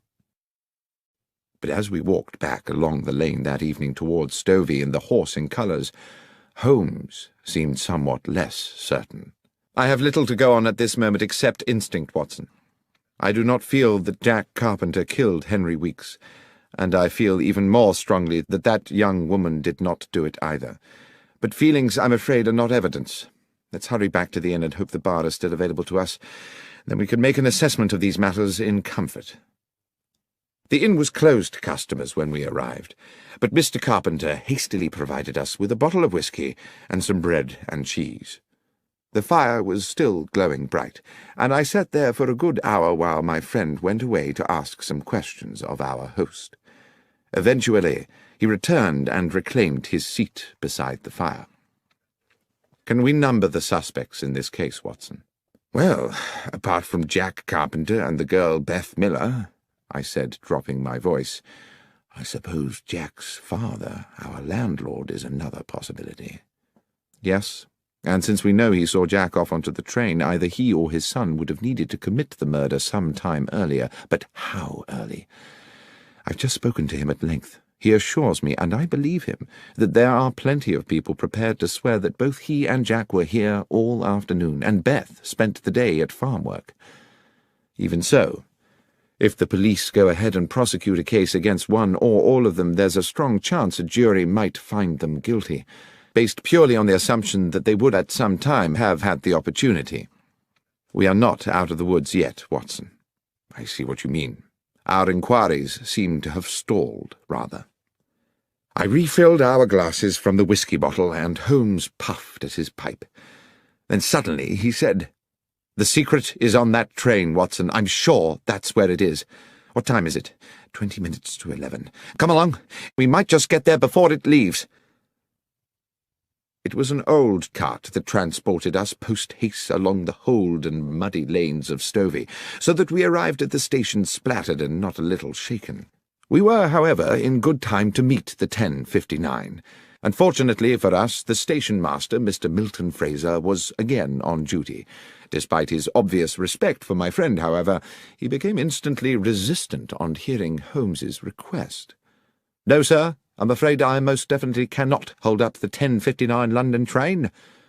Mr. Fraser, this is no flippant request. An innocent young woman will spend tonight locked in a dungeon, as will her fiancé, unless I am able to complete certain essential inquiries. I ask only for 10 minutes. Mr. Holmes, my reputation may be a small thing by the world's standards, but it is very important to me. 10 minutes is a long time to delay a train.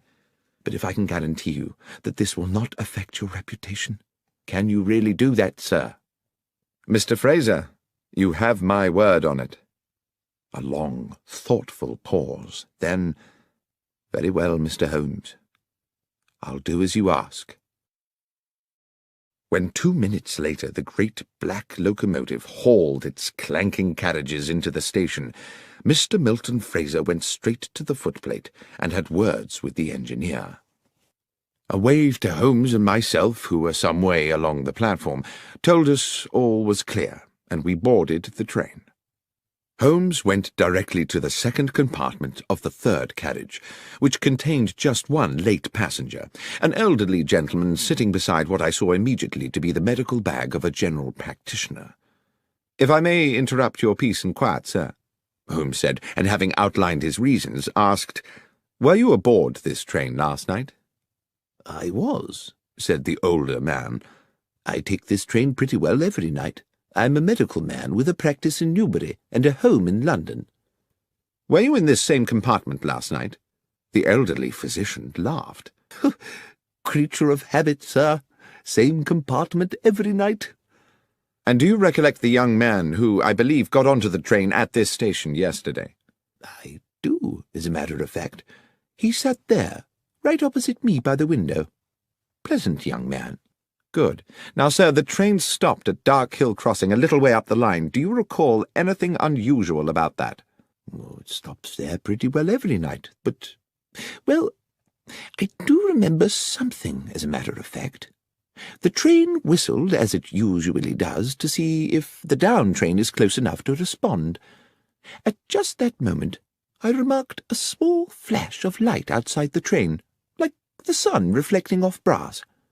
"And the young man," said Holmes. "What was his response?" "He seemed as puzzled as I was. He said he knew the area and couldn't imagine what it could be." "Thank you, Doctor," said Holmes. He led me briskly from the train. "We have just 3 of our 10 minutes left before the train leaves, Watson, but I think it might just be enough." Mr. Fraser was waiting for us on the platform. "All done, sir?" "One final request, Mr. Fraser. Are these the same carriages and in the same order as made up the train last night?" "Yes, sir. That doesn't change much." "Then I'll need to get onto the line to check the other side of the train." "I don't know, Mr. Holmes. The down train is due. You'll be at too much risk." "I shall be quick." And without further discussion, he re-entered the train, crossed the compartment, opened the further door, and dropped onto the down line beyond. At almost precisely that moment, we heard a whistle, and Fraser said, "By golly, Dr. Watson, that's the down train crossing the bridge." I waited for a half-minute, but when I heard the rumble of the approaching train, I could restrain myself no longer. "Holmes!" I called. "Get a move on, for God's sake!" But the last words of my sentence were drowned by the roar of a locomotive thundering into the station and hissing to a halt next to the 10:59. I'm not sure what I thought had happened. I could see that Holmes had not regained the empty compartment for a terrible moment. I hovered in a cloud of anxiety. Then his head appeared, between the bottom of the train and the platform edge. He had ducked under the stationary train to avoid the incoming express. "Holmes, are you all right?" "More than all right, Watson," he said as he clambered back onto the platform. "Especially as I believe I can now name our murderer." He turned to the rather shaken station-master. "The train may leave, Mr. Fraser, but there are conditions.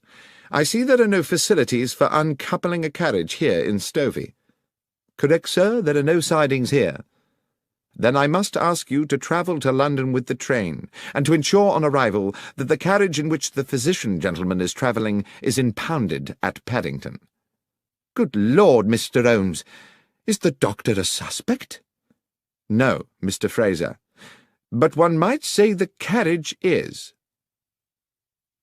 Despite his misgivings, the station-master was heroically compliant, and directly he had arranged for a message to be sent to his own family, he boarded the 10:59, which had now, for one night only, become the 11:25, and the train pulled out of the station on its way to London. "Well, Holmes, I probably don't need to tell you," I said, "that I am completely baffled." "You can be forgiven for that, Watson. It has been a puzzling business. But you do intend to explain to me how a train carriage can be a suspect in a murder case?" I will explain everything when we get back to the Horse in Colours, but first I must ensure that Beth Miller is released from that appalling prison and spends tonight in her own bed. It was long past midnight when we sat again in the comfort of the inn. Though I had not been present when Holmes had put his theory before Sergeant Berry at the makeshift jail, he had clearly made a convincing argument, because Beth Miller had been immediately released and sat with us now at the rough-hewn table where Samuel Carpenter, bubbling with the turn in fortune, was proving very liberal with his best ale. "So, who was it, Mr. Holmes? Who was the murderer?" "Well, that's not as simple a question to answer as you might think," said Holmes. "The simple answer is that Henry Weeks was the murderer." "Do you mean it was suicide?" I said. "Well, Watson, whatever we call it, there is no doubt that when Henry Weeks fired the gun, it was to murder Jack Carpenter." Around the table, Mr. Carpenter, Beth Miller, and I, all wearing similar baffled expressions, sat staring at Holmes, waiting for him to elucidate. "Henry Weeks," Holmes said, "went to the spot with the intention of killing young Jack. He knew the train would stop there, and he meant to get a shot at his victim through the carriage window. Things seemed to be going well for him. Jack Carpenter was sitting on the stovey side of the train, so Weeks would have had a good view of him from the lane. Here is what I believe happened. Weeks took aim, but at the very moment he was about to squeeze the trigger, the train blew its whistle. My guess is that the horse reared up and kicked the butt of the gun, hence that wound on the beast's foreleg. The gun went off." "Ah," said I, "that flash of light the physician on the train mentioned." "Precisely. The sound of the shot was probably drowned by the noise of the train. The gun barrel now tilted down, its aim sent low. The bullet hit the wheel bogie of the carriage. The mark on the metalwork is what I was so keen to check this evening, and ricocheted back to strike Henry Weeks."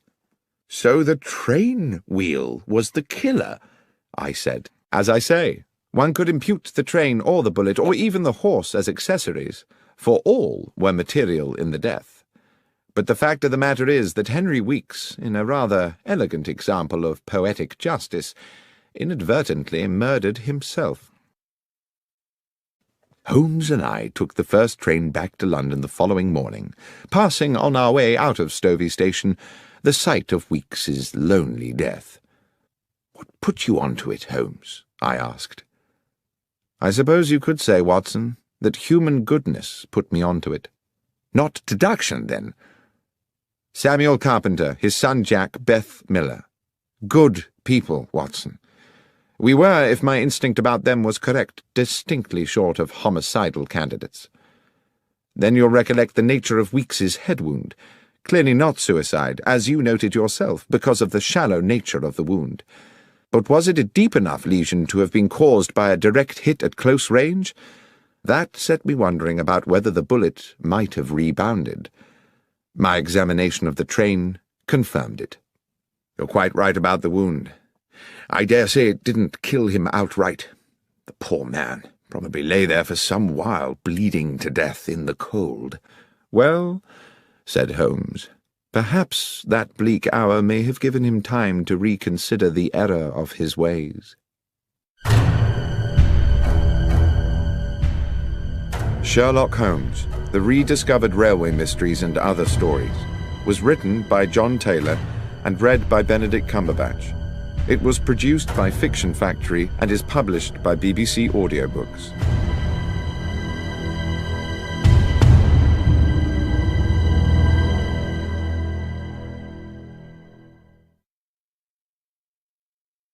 When I was young, it contained the treasures of boyhood, a catapult, a lump of beeswax, the carapace of a crab. For many years since, it has been the repository of an archive, admittedly a rag